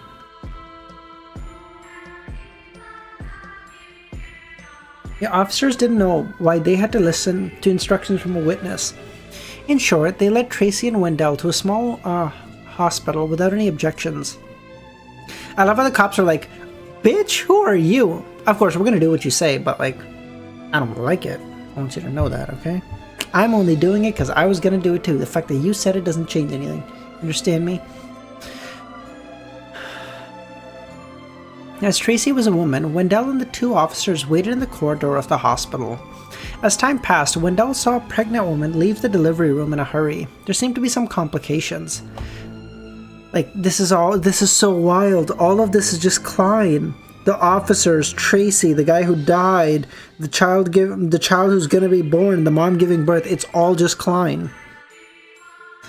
After a while, he heard the sound of a baby crying and an announcement of a new life coming into this world. "Do you feel it? Life's beauty," Wendell said to Tracy as she happened to come out at that time. As Tracy listened to the baby's cries, her expression changed. She was clearly touched. She looked clean, better. After a few seconds, Tracy returned to her senses and nodded to Wendell. "Thank you." This time, she wasn't as numb and blank. Wendell heaved a sigh of relief and followed her to the police station. After doing what was necessary, Wendell walked to the street side and prepared to take a carriage back to the hotel. But in the middle of the stormy night, there was no pedestrians and no carriages. That is the disadvantage of a small city. It's not convenient, Wendell muttered as he opened his umbrella and walked his way back to the hotel. As a former sheriff, he had the memory and a mystical sense of the route that he had taken. He wasn't worried about getting lost. At this moment, the storm had already reduced significantly, and the strong winds began to sweep past, causing rain to fall on Wendell. This caused Wendell to raise his right hand and block his chest. A confidential document was hidden in the inside of his clothing. You're telling me he was just carrying it on him at all times? I don't know if that's smarter or dumber. Wendell had previously kept the documents close to him even when sleeping, not allowing it to be separated. For this reason, it had developed into quite a habit. As long as he had the corresponding self-reminders, he wouldn't turn over once he fell asleep. After walking, it's so crazy, like, you can do that. Like, if you really, really, like, are in a cramped space or whatever, and you're like, hey, like, I can't move once I fall asleep, you will literally just fall asleep and just stay in the exact position you are. But, like, when you're at home and you know, like, you're in a safe place or whatever, your body's doing all sorts of, like, idiotic shit as you're sleeping. It's so, like, I think partially it's also because when you're in a different place, you're, like, half your brain is awake or whatever, because, like, our, again, survival instincts. But all the same, it's, like, it's so crazy.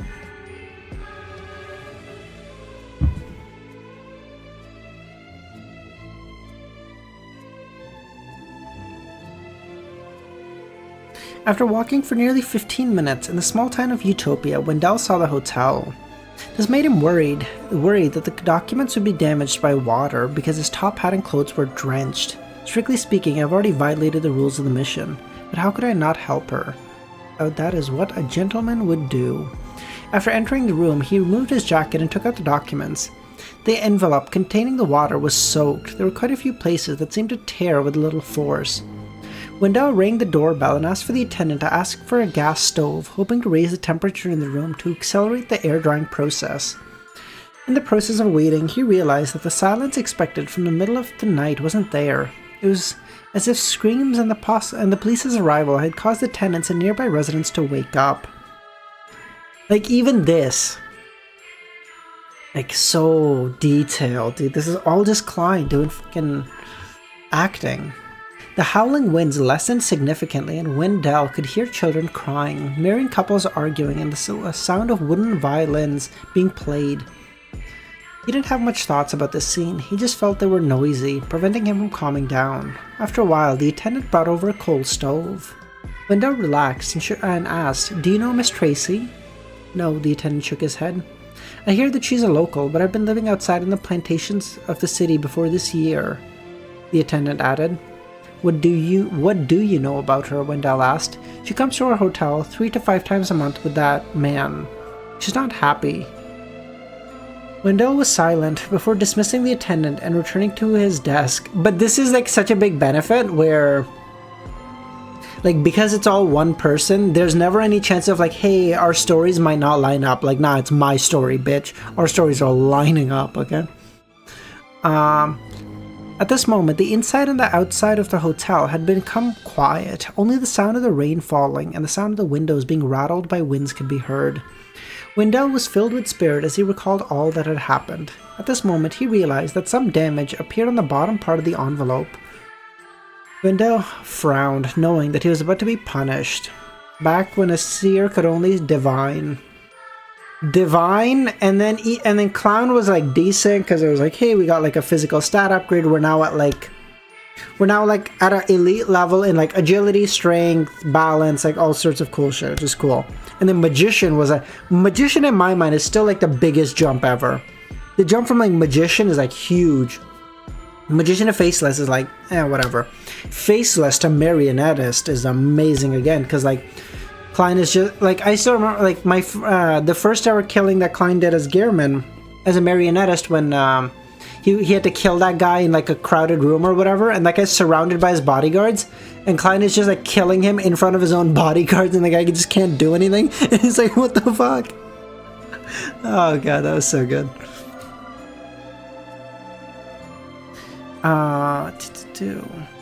Wendell had originally planned on maintaining his present state and declaring the damage during the handover. However, he swept his gaze. He saw the word on the document through the hole. Utopia.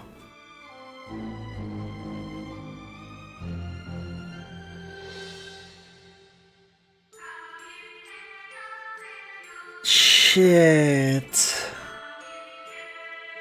Oh no. Wendell's nerves tightened as he heard the sound of the wind and the rain outside. Oh god.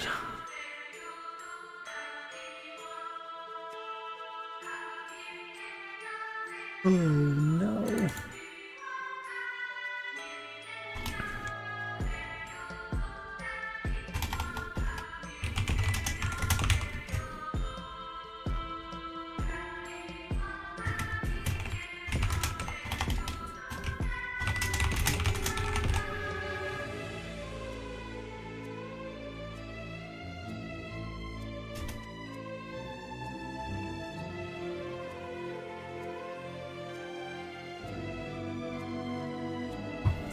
Oh no.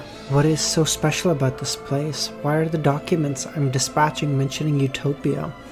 Many thoughts flashed through Wendell's mind as he heard a buzzing sound. At this moment, he felt as though he was going to be sick. Wendell quickly forced himself to calm down and recalled the experience he had encountered after coming to Utopia. He discovered there were no problems with every detail. They were all things he might encounter in a daily life. The only thing that made him uneasy was that his arrival was so coincidental. It was too common for the locomotive to stop at the last minute due to a storm, but to stop somewhere related to the documents in hand. Wendell stared at the documents on the table. He hesitated. Perhaps it's just a passing mention of Utopia. My actions will severely violate internal affairs. Perhaps this is the report of a certain intelligence agent working in Utopia. The contents will decide whether I survive to a certain extent or die. After struggling, Wendell looked out the window and reached for the document. Only by being alive could one consider the punishment. Having made up his mind, Wendell removed the envelope and flipped through it. As he read, his arms trembled. He felt a chill run down his back. No matter which angle he read it from, the report in his hand indicated there was something wrong with Utopia. The entire town, this city that didn't exist in the real world. Okay, how are you all saying all that? Bro, what if like it's just a new town and you haven't seen it? You know all the towns? Laiola, how's it going? When did you come here? Ref, how's it going? It's like this is I say that, I joke of course, but it's like have you ever met someone like dumb enough who's like, he's like, bro, how do we even know if like an animal like is extinct? We looked everywhere for it. Like we looked everywhere, and you're like, no, you fucking moron! God damn it! I was like, ugh. I say that I do understand the irony of what I say, okay? Wendell felt his mouth go dry, as though he had heard the footsteps of death approaching. Instinctively, he wanted to get up, but in the end he controlled himself, because he could feel the pair of eyes outside him, the room upstairs, and the corridor outside. Listen, you should be shitting your pants. It's just you guys are so fucking lucky that it's Klein doing this and not like Zaratul or Indigenous or whatever. What should I do? Nothing's happened. That means if I didn't know anything, it's possible that I'd be safe and welcome daybreak. I've read through a lot, and if I rashly show that I already know about the environment, it would only cause danger. But I can't just do anything. But I can't just not do anything, Wendell recalled. He was prepared to return to the steam locomotive and stay far away from Utopia. At least, most of the people were normal. Of course, Wendell couldn't just run back. He had to act normal, as though he had left the hotel in the middle of the night to return to the locomotive station. Amidst his thoughts, Wendell put away the report and stood up, put on his coat and his hat. Yeah, I know, hope it happens. But yeah, no, that's why I was making the joke. I was like, God, why is everyone so fucking concerned? But I'm like, I get the joke. That like, of course, you should be worried if it's like a town and it just randomly exists, especially like a harbor, because like a harbor takes like a long time to build. It's like it's just there. Like, excuse me, what do you mean?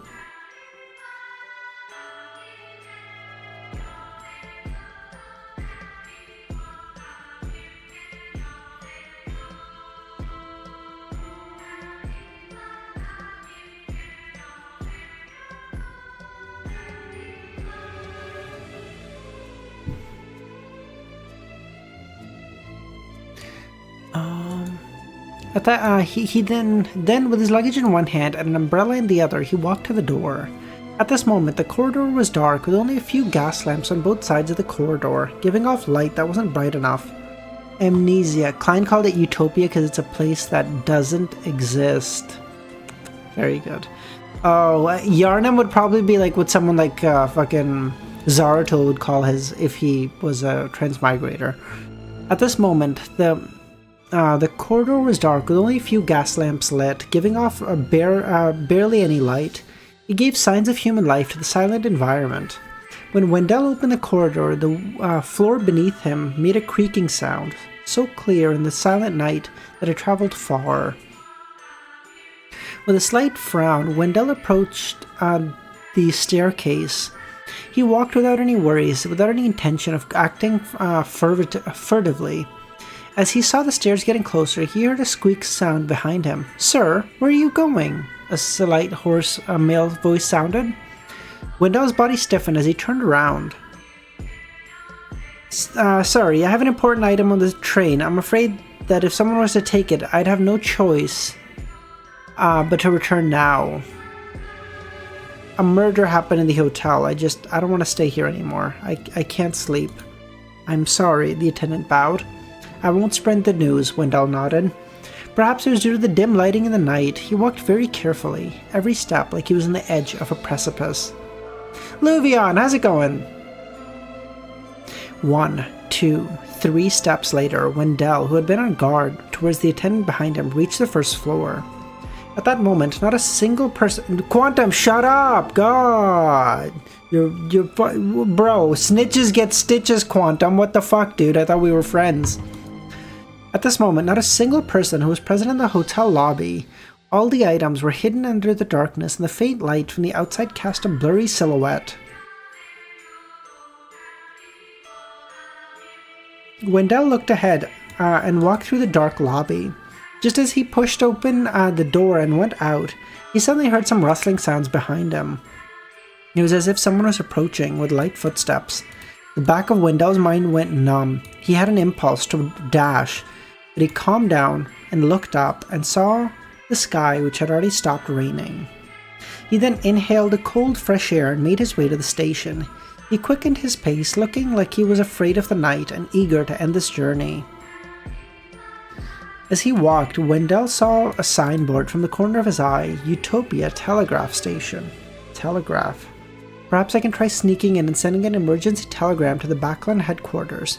That way I can look forward to a rescue from demigods.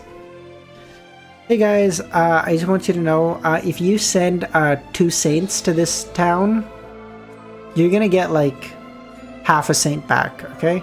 Like, you'll get them alive. Klein wouldn't kill them. They're official Beyonders, okay? Klein appreciates what you guys are trying to do. But like, he would take like an arm and a leg from each of them and just be like, those are mine, yoink. So, if I'm trapped here and I really can't leave, that might be the only way of saving myself, Wendell thought, before entering the telegraph station. He wasn't in a hurry to find a place to sneak in. Instead, he focused his attention and listened inside. He heard heavy sounds of breathing.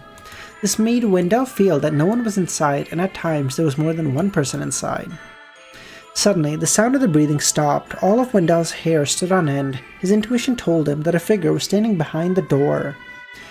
Without any hesitation, Wendell gave up on the thought of entering the office and walked past. For the rest of the journey, even a gust of wind left Wendell trembling. Dude, this guy's actually shitting his pants. Time passed slowly as Wendell experienced the torment. Finally, he reached the entrance of the locomotive station and saw the door that was shut tightly. This wasn't a problem for Wendell. He passed the umbrella to his left hand, and then walked to the side and found a wall, and with the press of a palm, rose into the air and leapt over. Bancy telegraph office, yeah, maybe. But the heavy breathing makes me suspect some more shenaniganery might have been going on there. After landing his feet firmly, Wendell heaved a sigh of relief and began walking to the platform.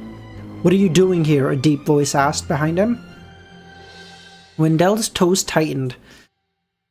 He was prepared to get violent as he turned around. The first thing that entered his eyes was a glass lantern, followed by the staff member from before. Wendell exhaled and said, "It's not appropriate for you to good lord. It's not appropriate for you to appear in such an environment and on such a night. As a gentleman, you have to avoid scaring others." "I'm not a gentleman," the staff member replied. Wendell pointed to the corner of the station. "I'm going to the bathroom."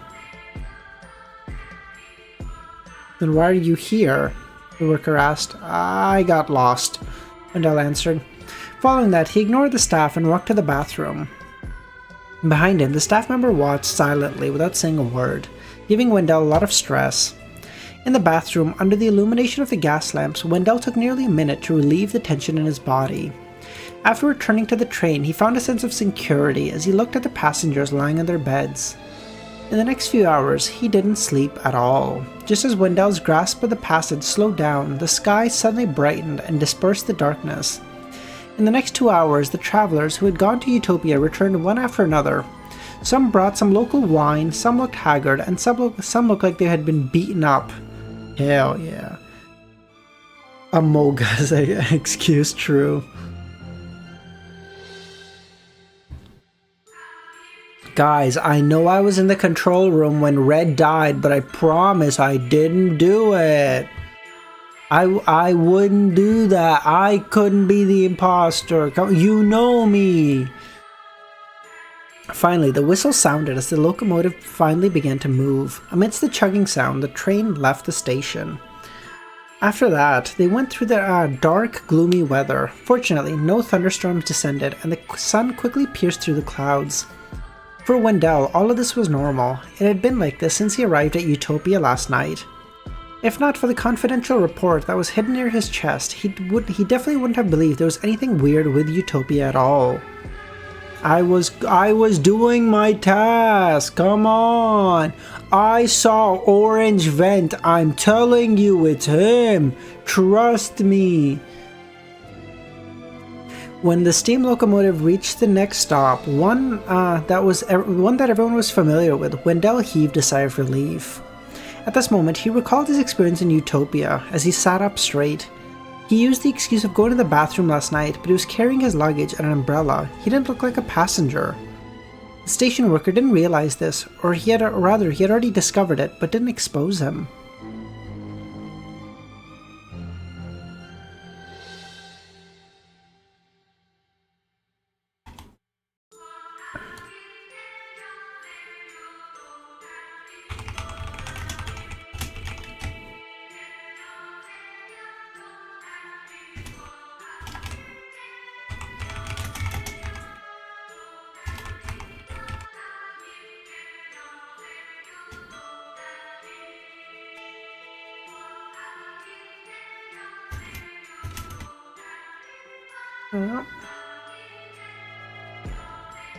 Game developer. Yeah, like that storm is basically the equivalent of like a elevator ride or something in a game, so like you can't see the loading screen, basically. Jesus Christ, Hope, excuse you, bitch. Nope, oh god. Okay, can I put on some? I'm gonna put on some other music. I'm getting sick of this same.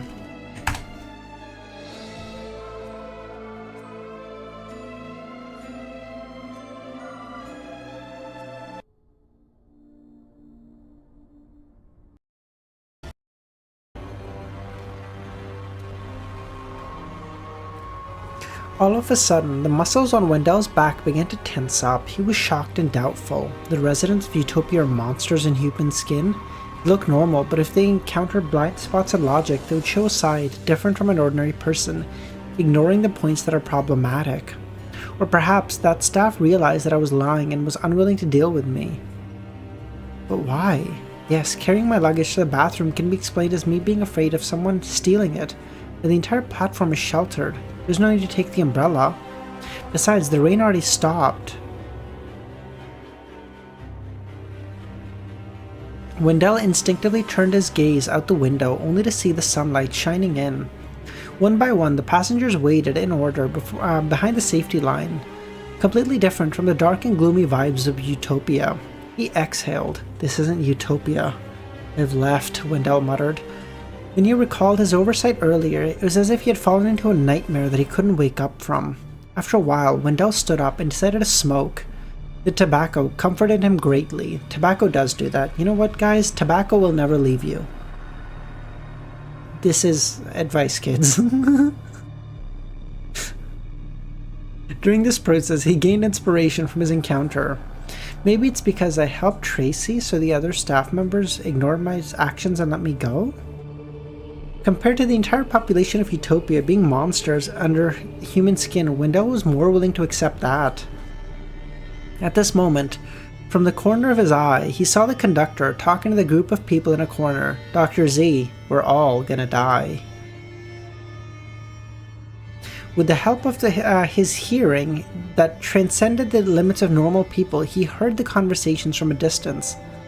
Last night, the station Utopia doesn't exist in the kingdom. Keep it a secret. Please, keep it a secret. Wendell's brows twitched. Based on the description of the document at his chest, he understood what the conductor was saying. They were saying that the kingdom didn't have a station named Utopia, and last night, the locomotive had gone missing. This is what happens, like, you guys ever heard those stories where, like, a plane just fucking vanishes into thin air, and we're like, hey, like, we can't find it, like, we've looked in the ocean, we've looked, like, everywhere it could go in the entire radius of, like, its fucking fuel, like, how much fuel it had, and we're like, we can't find it? Yeah, the, Klein takes them. Klein goes, yoink, need it for my ritual. Wendell's brows no. At that moment, a strong sense of horror surged through Wendell's heart. Alfred spent nearly a week before returning to Backland from Eskelson Harbor. This was because he had visited the family of his deceased comrades, his friends, and the elders who had returned to their fief for vacation. This is even more tiring than battle, Alfred grumbled to his father. Return to your room and get some rest, Earl Hall smiled. We'll talk later. He was quite satisfied with the state and progress of his son. Alfred surveyed the area and said, where's the most dazzling jewel of Backland? Where's Hibbert? Audrey went to her foundation and will be home in the afternoon. She kept complaining that you couldn't provide her with a definite schedule, preventing her from knowing when you would be home. Hibbert is now the cabinet secretary. He's quite busy. Oh, big man. Oh, you think you're better than me? Alfred nodded and returned to his room to take a shower. I prefer East Balam's casualness, he smiled as he changed into a vest and formal suit. This outfit makes you look more like a noble, his adjutant said, as he handed him some documents. General, this is from MI9. MI9? There's a result on the investigation of Utopia that quickly? Before he could finish, he pulled out the document and flipped through it. During this process, Alfred flipped through the pages slower and slower. In the end, he decided to read the first page again. Susie one-shots Hibbard. Susie is a sequence 6 right now? Is it 6 or 5? What is it? And he's a 7th. Or, no, he's an 8? Because he has the powers of a sheriff, but he might be higher, but I'm going to assume... But he might be 8, but he might also be like a 7. Susie's 5? Yeah, Susie just dog walks him, dude. I didn't even intend for that to happen.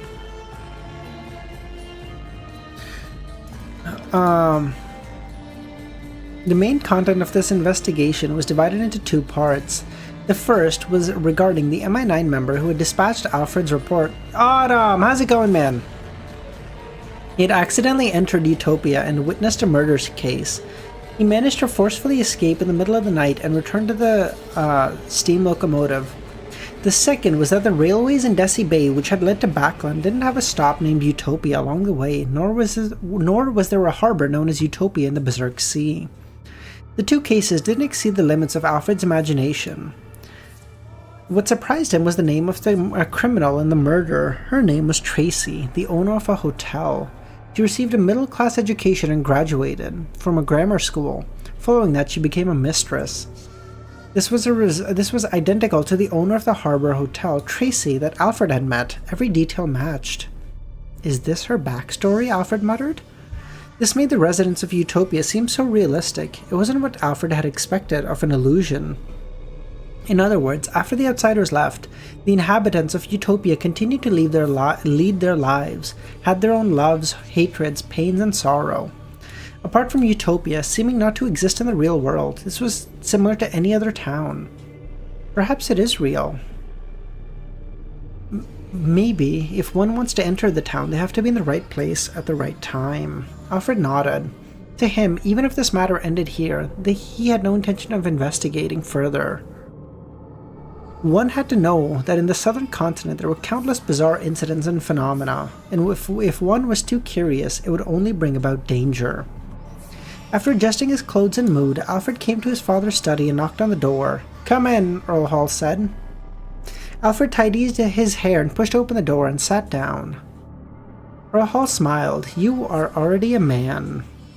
"No one would say such a thing to a man," Alfred replied.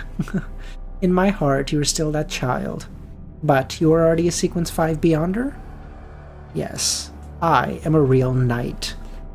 "Oh wow, your sister, the most dazzling jewel of Backland, would beat your ass.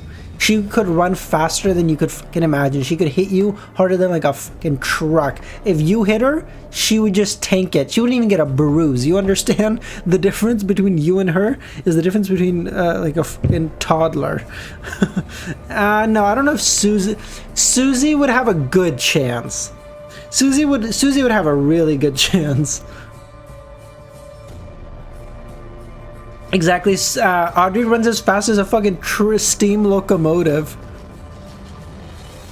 Oh, true. She's off the spectator pathway. She can actually just do a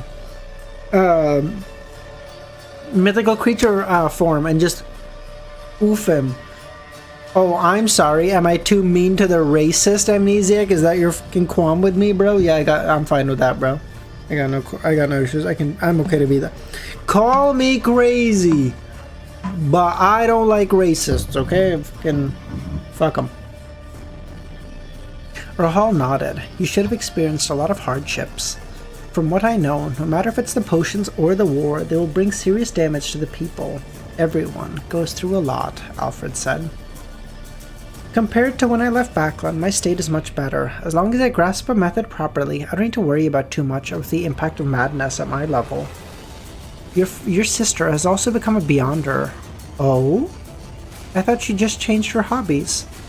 "From the looks of it, Audrey's adventures have had a little bit of your help."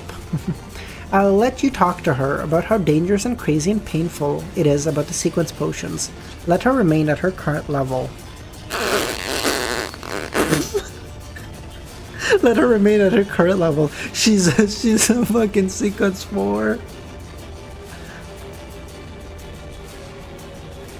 He's saying it like, oh, she's a Sequence 8.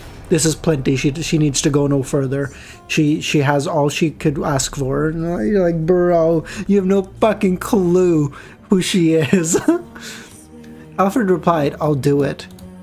In the evening, in Audrey's room, Alfred, why are you looking for me? Audrey asked. She'd been waiting for her brother for a few minutes. I have something to warn you of, Alfred said. Audrey smiled and pointed to her dog. Do you need Susie to leave? No, there's no need for that. I believe it won't eavesdrop on our conversation. Bro, you're so cooked.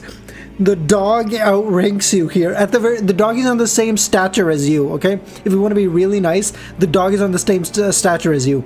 You're nothing. You are not the one to give fucking instructions here. You're not the one to give advice. You should go to your sister and be like, Sis, how do I get the sequence 4 potion? Can you tell me of the acting method? Shut the fuck up.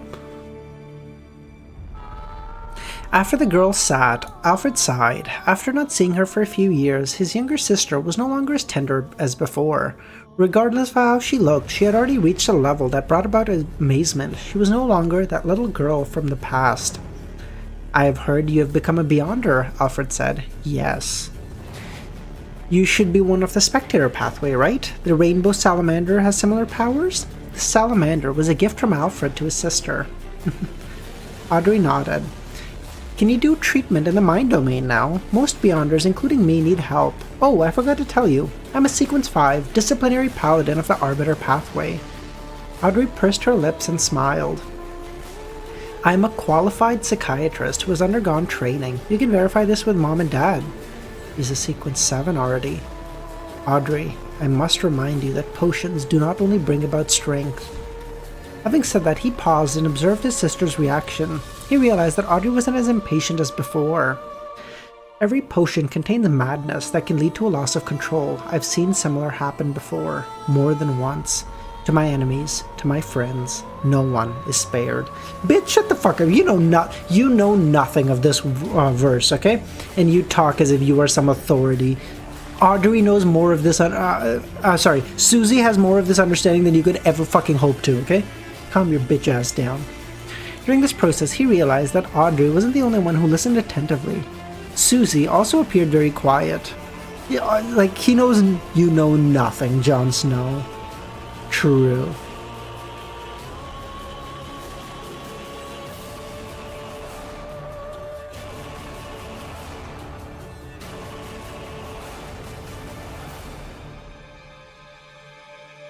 I have a feeling, again, I think Alger and Audrey are definitely going to reach angel status. I don't know if Derek will. I feel like he should, but I don't know if he will.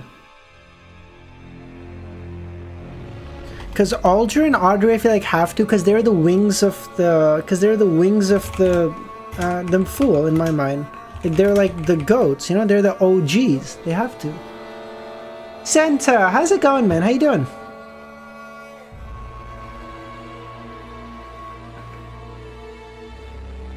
I'm here. Yes, you are. You made it just in time. Apparently, the next chapter, not this one, but the next one is amazing.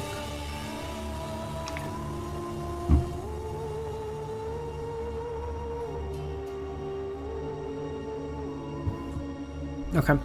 MI9's building was located on Beloto Street in Westboro, and it was an inconspicuous 3-story building.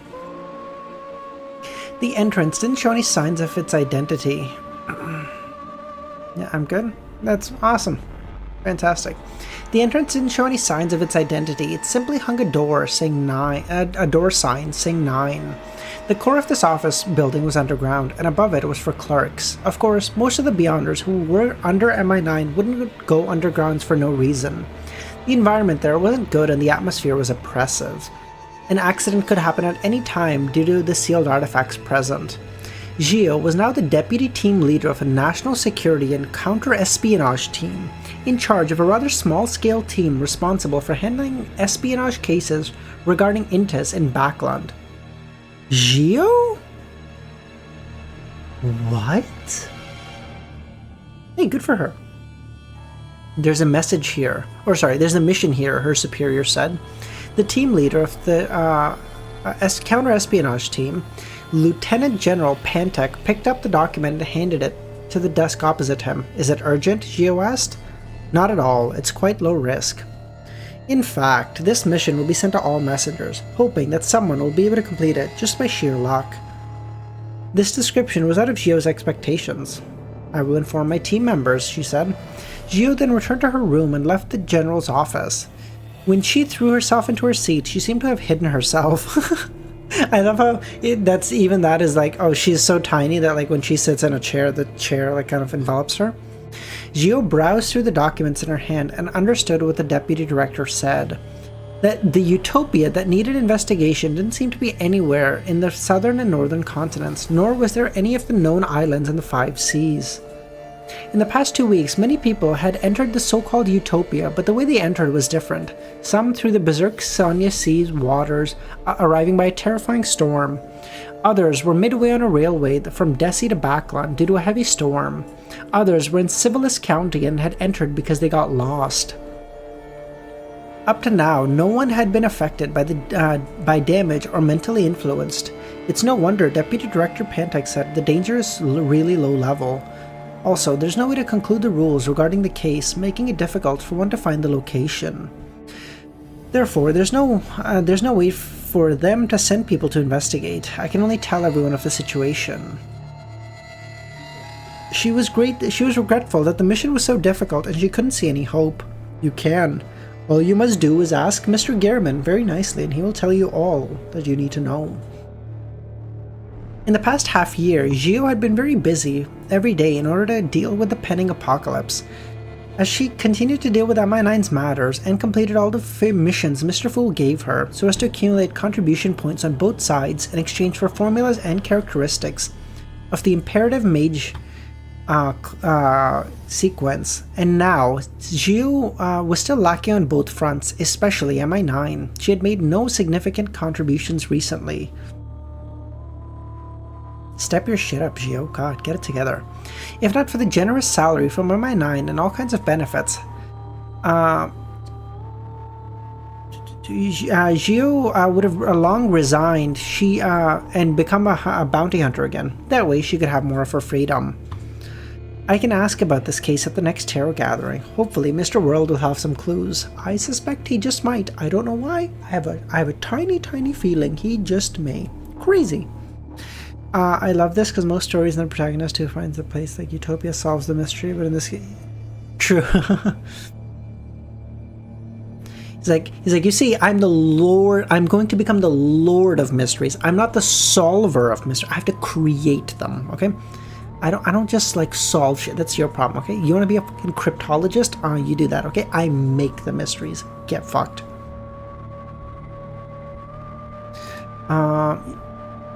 After assigning the Utopia mission, Gio is specially instructed, if the situation isn't right, if you have any chance to enter Utopia, you can give up immediately. The town of unknown authenticity hasn't shown any danger, perhaps just because it hasn't been triggered. Breaking off all the Tarot Club members? Oh, y'all would not like me for that, bro, no. After busying herself a while more, Gio ended her day in exhaustion. She returned home before 7:30 and had dinner with her mother, brother, and fours. At midnight, she washed up and walked to the bedroom window. During this process, Gio cast her gaze outside and saw the crimson moon had turned bigger at some point. Blood moon, Gio thought. She was worried about her friend. But she recalled that Fours was a demigod who no longer had to worry about such things. Gio would be in like a far last place. Like, Gio would be in her own fucking category. We'd just have that at the bottom.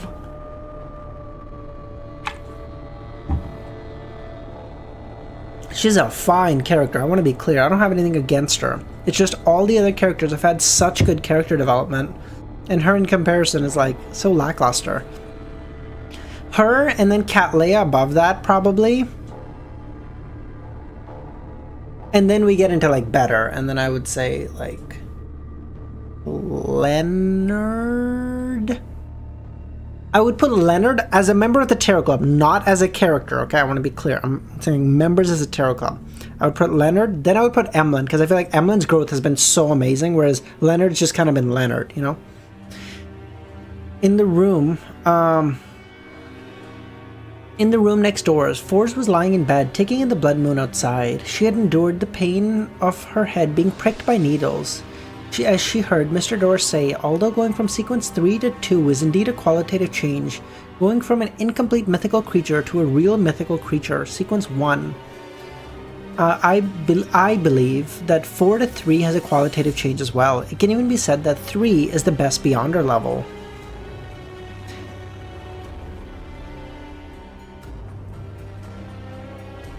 They call her 007, 0 plot relevance, 0 character development, 7 lines of dialogue.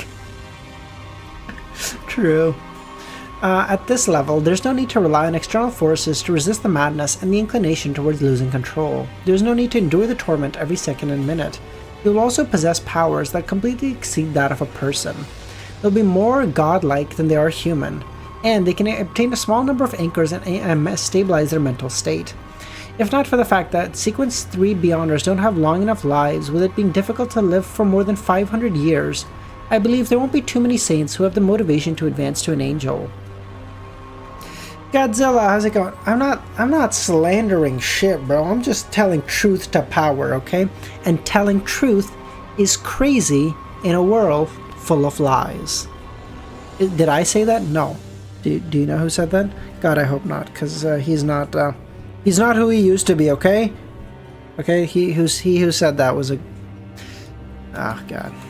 What a fucking disappointment. Yeah, Fours nodded. At the same time, her forehead twitched. She was already a little accustomed to the pain of talking to Mr. Dorr. Mr. Dorr continued, Apprentice Pathway, Sequence 3 is a wanderer. Do I know this? Probably, but I don't know. Yes, I do. Never mind. I know everything but 0 of that pathway. This means that the spirit world can no longer trap you. You can enter the cosmos, travel the astral world, head to different planets, see the true dead silence, the true barrenness, true magnificence, and completely different civilizations. Only after seeing it for yourself will you understand how insignificant you truly are. Maybe you, bitch. I'm pretty significant. Mr. Dorr briefly explained his experiences as a showcase of the magnificence and beauty of the cosmos. Because you want me to get fucking corrupted too, you bitch. This made Forrest fall into a trance. If not for the throbbing pain in her head, she would have forgotten that the speaker was a dangerous king of angels. As long as you help me escape, I will give you the formula and characteristic of a wanderer and help you complete the ritual. Of course, I can pay this in advance. Really makes me look forward to it, Forrest marveled. A non-Beyonder says to a When Mr. Dorr's voice weakened and disappeared, Forrest pulled out a pillow at her waist and lay down. In less than 3 minutes, she fell asleep. To her, the vast cosmos was indeed filled with charm, but was also filled with indescribable danger. She had no motivation to explore it. Forrest barely had any motivation to explore the fucking southern continent. You want this fucking lazy piece of shit to go to Venus? Yeah, no shot. I'll consider it after touring all the places in the northern and southern continent, Forrest muttered. At that moment, the blood-red moon outside had already faded, returning to its light crimson color. The huge, blood-colored moon on the edge of the cliff illuminating the swamp below. The swamp was dark red and constantly bubbling, as though lava was boiling at the bottom of it. At a glance, there was no end to the swamp, like a vast ocean. Hey there, I wish she would, brother. A stone fell from the edge of the cliff into the swamp. In the next second, a bubble appeared and silently burst, producing a blood-stained infant. She has no ambition to explore the city she lives in. She's so... No, Dr. Z, don't romanticize that. Don't be like, oh, she's so me, or we're so cool, we're so similar. No, go see your corner of the world, okay? Don't be like that. In the next second, a bubble appeared and silently burst out a blood-stained infant. The baby staggered, swam towards the cliff, and attempted to climb up. What the fuck is going on here?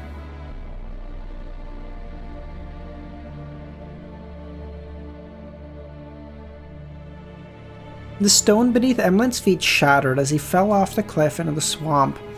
This sanguine Earl jolted awake from his dream in horror. After confirming this was his room, where there were many familiar things, he looked around and said that dream wasn't simple. As a shaman king, he had a good understanding of the dreamscape. Could this be the so-called divine revelation? But I didn't receive any revelations. Alan thought for a second, but couldn't come up with an answer, and decided to ignore it until he had a chance to ask Father Utravsky. The incomplete moon that had its blood-red colors faded illuminated the garden of the Cathedral of Waves. Alder reached out his hand to grab the notes delivered by the gale and read it. Verdu was looking for a pirate ship or a smuggling ship to Bansi. He's heading to Bansi Harbor? Bansi had yet been rebuilt, and there was no liners from all over the world that headed there. He knew what Bansi meant, but he didn't understand why Verdu wanted to go there. There should be nothing. Even if the church leveled it, there's something abnormal there. Furthermore, the church didn't investigate what problems Bansi had hidden in the past. As a cardinal, Alger was qualified to read through some confidential documents, including the records of the actions that the church had done in the past. In addition, he had also learned more from the Fool and Gehrman. After some thought, Alger quickly came to a decision. He planned on getting his shadow guard to arrange the ship for Verdu. In this aspect, Alger knew many people who could help him.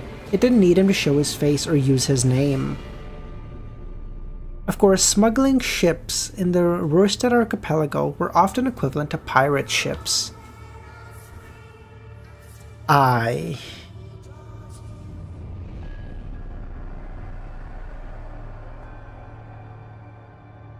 don't know, Nightwalker. I don't know if it's because he becomes a sequence 1 in this chapter and everyone's like shitting their pants over it, which might very well be the case. I don't know.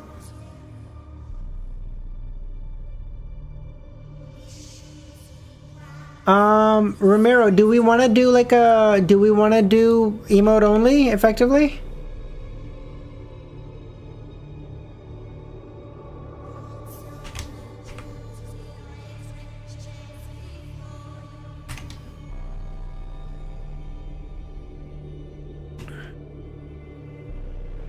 Okay.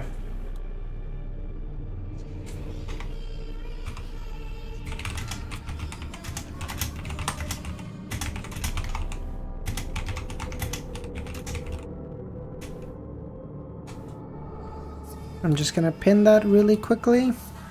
Okay, we'll go to emote only. Alright, y'all ready? Oh, music channel? Right now? At the start?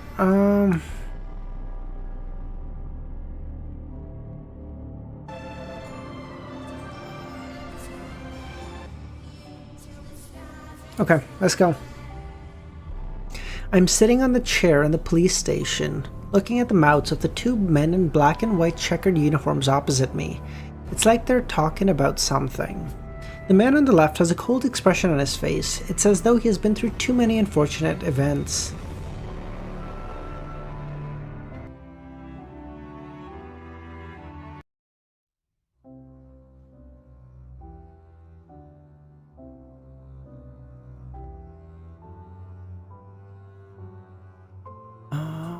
The man on the right is a little inexperienced, and there's a hint of pity in his eyes. I don't feel any pain, nor any regret, delivering that final stab. At that moment, I felt as though I had been liberated. The warm blood that sprayed on my body was like a salvation from God. The only regret, my fervent pursuit of money in my youth. I had sacrificed my dignity, my body, and my freedom. Over the past few days at the police station, I've had plenty of peace and quiet. I had the opportunity to ponder this question deeply, far deeper than I ever had before. Me having a weak will and being immature was the source of the mistakes I had made, but they weren't the only reason. Ever since I was a child, all the education I received told me that working hard and striving hard is for that big house, for those floor-to-ceiling windows that let in plenty of light, to have more than 3 servants, to have a lawn, to have a garden, to call my own, to have silver-plated or gold-plated cutlery, and be able to host a banquet filled with delicacies, to run balls that are filled with melodious music. The newspapers and magazine that I'd read also told me over and over that only those who showed a sufficient level of decency could be called middle class. They are the true pillars of support for this kingdom. There are people of high class, excellence, zero mediocrity, and integrity while having compassion and knowledge. At the same time, they also told me what decency was. It's wearing a beautiful dress, matching inexpensive skincare products, cosmetic products, and exquisite fashion handbags for different occasions. It was to attend concerts, high tea, and gathering filled with class. All of this translated means gold pounds, money, money, money. I have to admit that pursuing a better life is instinctual for all. However, when the influences on a girl tell her that in every aspect, that when the mainstream views of society are all about appearance, exquisiteness, and elegance, it's very difficult not to have her thoughts be influenced. I don't know what this phenomena is called. I only know that all of this can't be changed. When a tragedy like mine will continue happening, one that will happen more and more often. When that happens, someone should definitely curse. Look at these gold-digging women selling their souls. I subconsciously turned around and saw the beautiful, bustling world outside. Saw the red blood flowing in this world. Miss Tracy, are you listening to us? A voice distracts my thoughts, coming from the slightly inexperienced policeman. I grin and tell him I'm thinking about some philosophical questions. What a joke. A gold digger who sold her soul thinking about such inane matters when she's being interrogated? The policeman nods. Miss Tracy, you will be on trial soon. We will arrange a lawyer for you. I'm sorry, we didn't manage to retain the witness. Just having his testimony isn't in your favor. It's okay, I say to him quietly. I will try my best to defend myself and repent for the crimes I have done. I only hope that I can start anew. I think for a moment and curl the corners of my lips and say to the officers, can I borrow a few books from the library to wait while I wait for trial? Yes. Phenomena of psychology and education. At that moment, the two police officers in a daze, and a hint of yes. Surprise.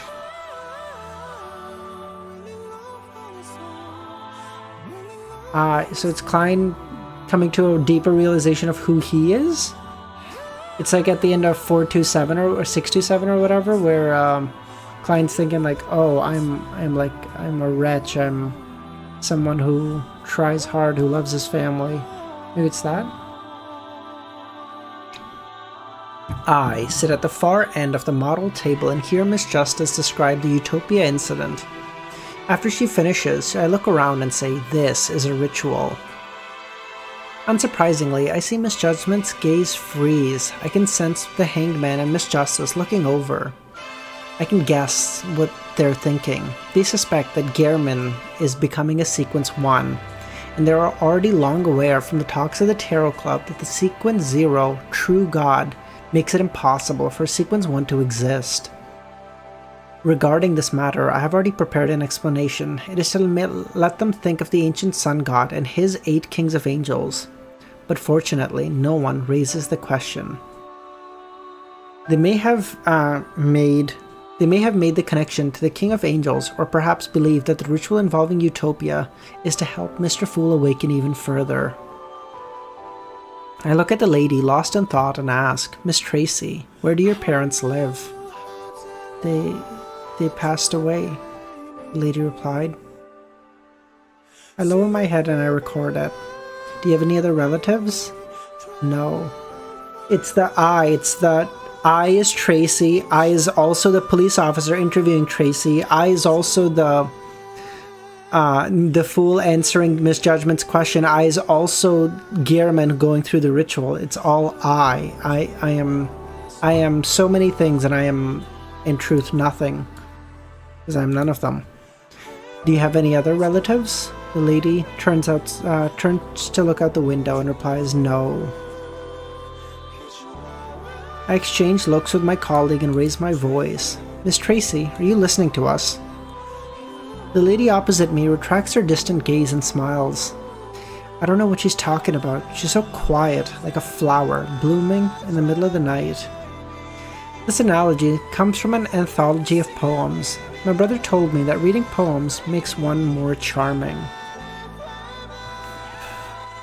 Of course, up to now, the poems have only brought mockery. All of the police officers believe that it's worthless. When I tell the lady opposite me about the trial, I see a faint smile on their face as she pleads for us to borrow a few books from the library, ones that I believe are difficult from just the title. The smile and the names of the books combine together into an indescribable beauty. After sending Miss Tracy back to the temporary detention room, I pack up the materials for the case and prepare to pay a visit to the lawyer. It's something that has been predetermined long ago. But it's also that it's not I in every place. It's not that I see me leaving the room. No, it's I see Miss Tracy. Like each worm of spirit, each individual identity of him feels like it's individual and is looking at the other one and saying like, oh, him or that. Whereas like it's like me is like this one. I lean back in my chair and listen to the moon Emlyn describe his dream. After Father Utrovsky's appraisal, this dream had been confirmed not to originate from the Earth Mother. This inevitably makes people cast their looks of suspicion at the moon towards the state prior to being corrupted by the Mother Goddess of Depravity. I'm nearly amused. As a seer, I'm not held back by modesty. I reveal what I know. There are three possibilities. They are that this dreamscape is trying to bait you into exploring and pursuing something. To a certain extent, it can interfere with your fate. Secondly, this dreamscape hopes that you can interpret it deeply and understand it. Then, through this corrupt you in an indescribable manner. Thirdly, you are too worried about the matter of becoming a beauty goddess, so you dreamed of that remarkable, terrifying scene. The third possibility doesn't need elaborating on. The actions needed for the first two are the same. Don't think about it, don't investigate it, don't leave Backland. Emlyn nodded. A murder case? I browsed the information on the case in my hand and used the changes in the tone of my voice to express my doubts. You should hire a senior lawyer. I'm just a solicitor. I don't have the right to represent anyone in court. Of course, this is only in the strictest of cases, but in reality that never happens. As long as the case isn't too serious, a solicitor can provide assistance to the court. The policeman in the black and white checkered uniform opposite me says with a smile, Utopia is only a small city, we don't have senior lawyers. Besides, this case is of self-defense, the sentence will be short, and the monetary aspect of this case doesn't even exceed £400.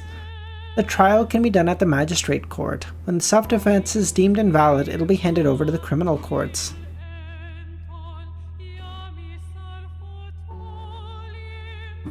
I'll try defending the client by claiming innocence.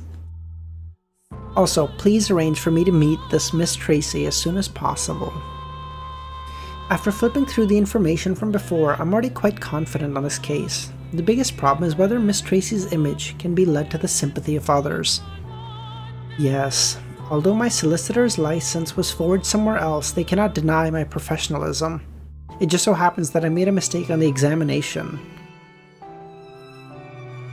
Even in this, he's a fraud. Even this solicitor couldn't be a fully licensed one. He has to be like a, oh well, you see, I'm basically one. God. Bancy. Verdu wants to go to Bancy? I sit at the bottom of the long bronze table and look at the hanged man who is reporting to the fool. Verdu, who is engrossed in mysticism and is trying to save Mr. Door, does have certain reasons to search Bancy Harbor. Furthermore, he has stayed in Bayam for almost half a year, so it's very normal for him to come into contact with information about Bancy. The main problem is that the hanged man's previous surveillance doesn't provide any corresponding signs.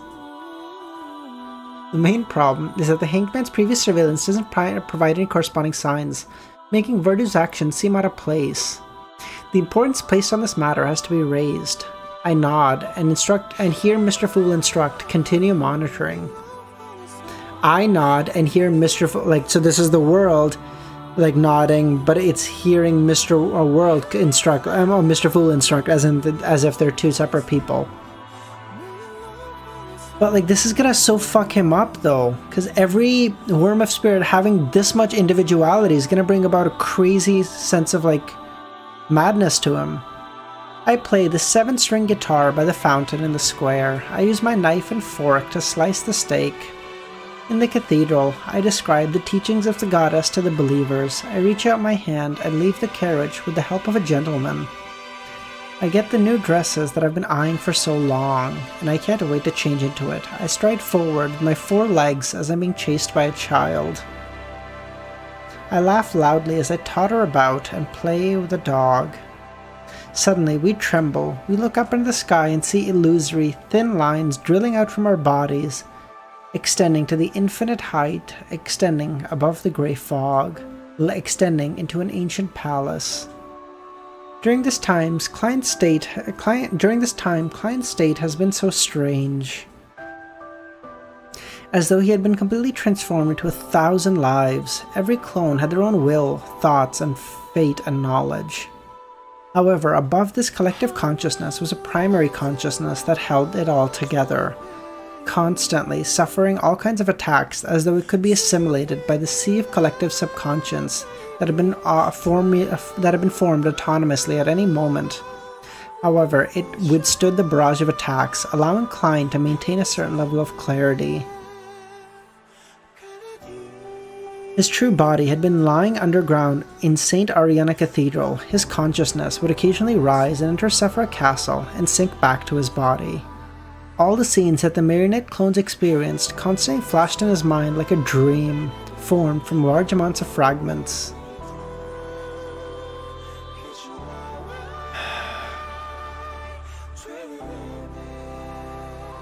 God, he can't die.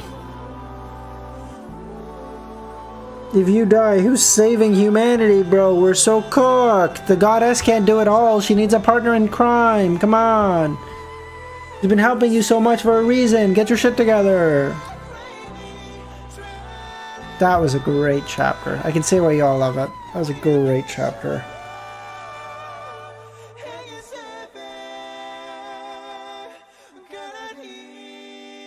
That was an amazing chapter.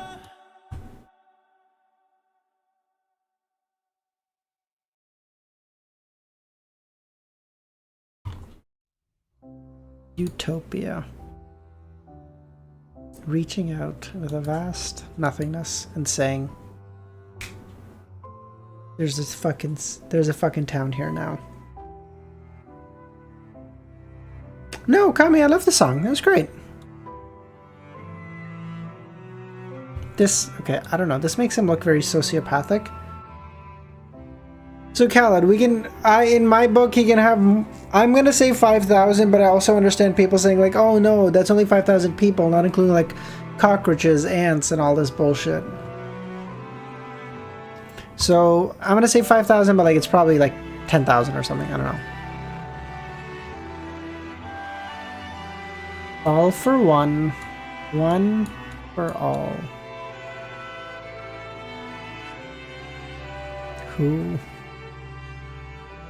Who, where, Utopia? Isn't that the question? How do you get to Utopia?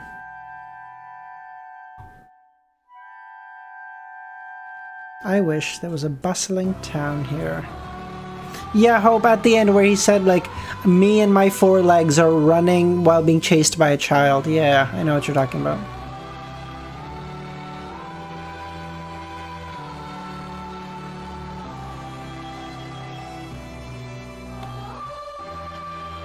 This one?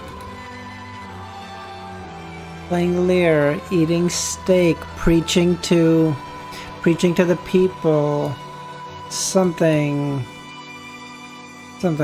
being chased by a child, the child chasing the dog, me above it all, controlling everything. Make the image bigger? Oh wait, yeah, I guess I should do that, hold on.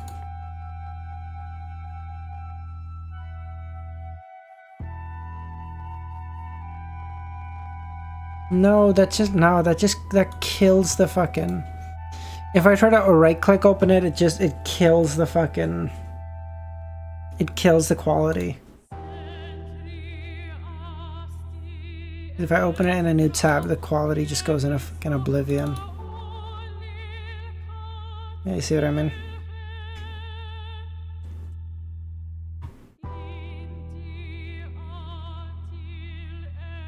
Bye, DSV. Appreciate you staying for the whole thing, buddy. Oh, okay. Don't make him look so menacing. He didn't kill anyone. There's an edit on those pics. You'll see it later. Oh, cool. Nice. I tried. The double clicking doesn't work. Amnesiac. Trust me, I tried. It was amazing, Seer. That was good. You should make certain that those who stare into the void not do so for long, lest they become monsters themselves.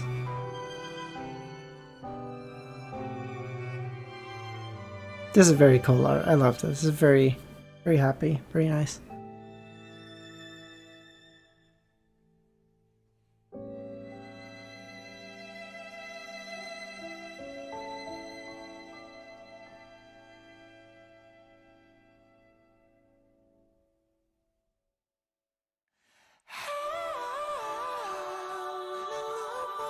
I wish for there to be a town here. That's it. Oh, I'm sorry. Let me play my part real quick. Oh, I'm sorry. I'm just the bell ringer, huh? Oh, let me do that. Let me do that, you little shit. I'm gonna beat your ass.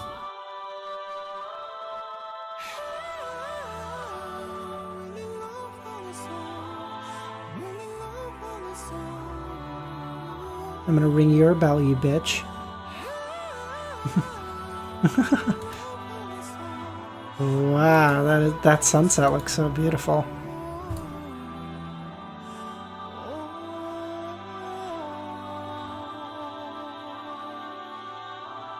True, doctors. Yeah.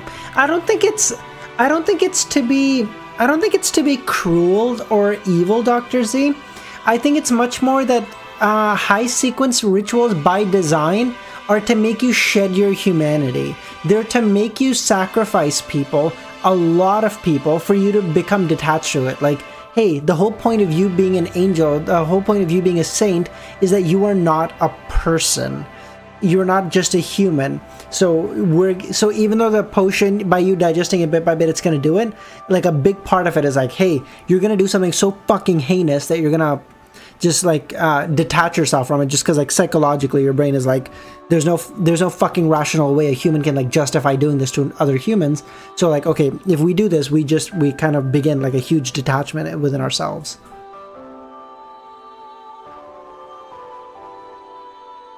Roselle felt, yeah, true.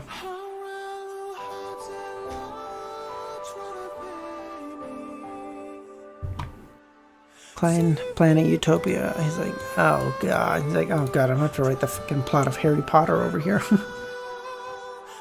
No, Kami, I agree. I didn't see that as ominous. I saw it as like, this music is great because it's like a rite of passage. I don't know if that's like the right way to phrase that, but it's like Klein going from like Klein Moretti and Guillermin Sparrow and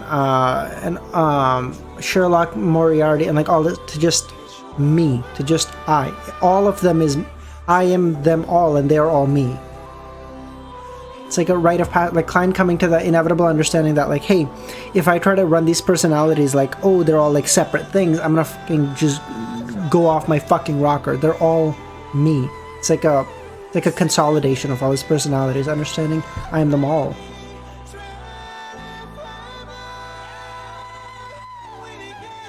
This is interesting. This is interesting. I don't know why he looks like such a child, but like this is very cool. It has both a peaceful and an eerie vibe.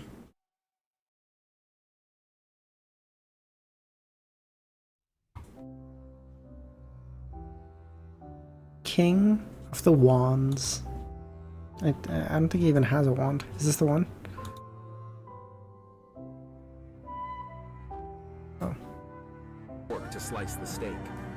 In the cathedral, I describe the teachings of the goddess to the believers.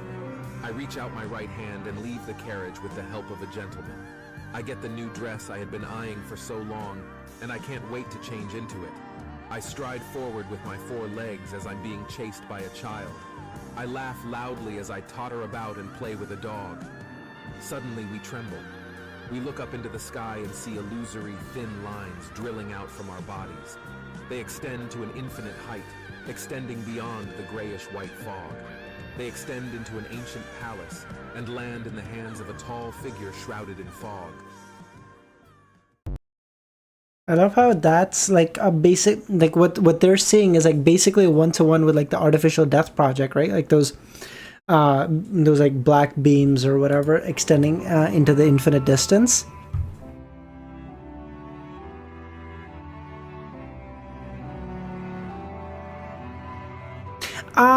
Okay, Zaza, I never used to have it downloaded, so it's like my old instincts to use the web application for some reason. I'm trying to get better, but like my first instinct is to always use the web app. I don't know why. I know it's bad. It's like way worse, especially as like a, yeah, I don't know why.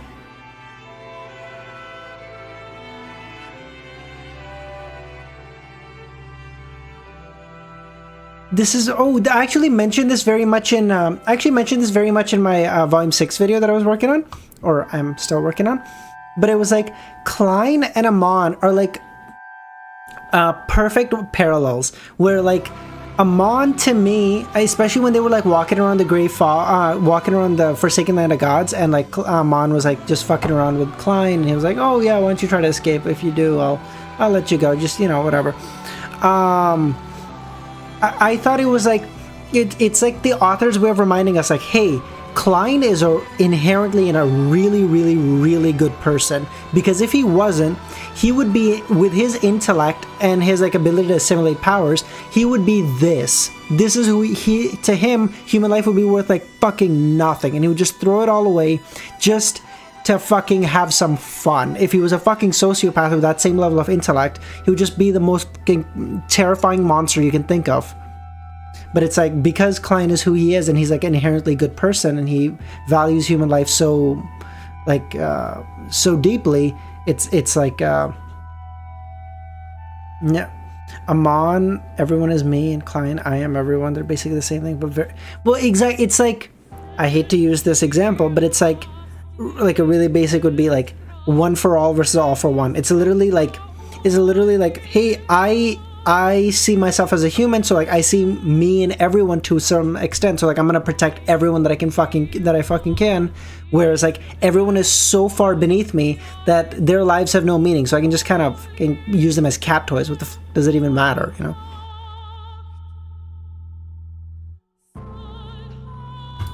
That's really beautiful art though.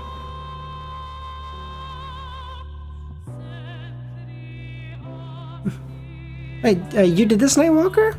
That's amazing, man. That's fucking awesome. The dress in particular is very well done. Very detailed. I love it.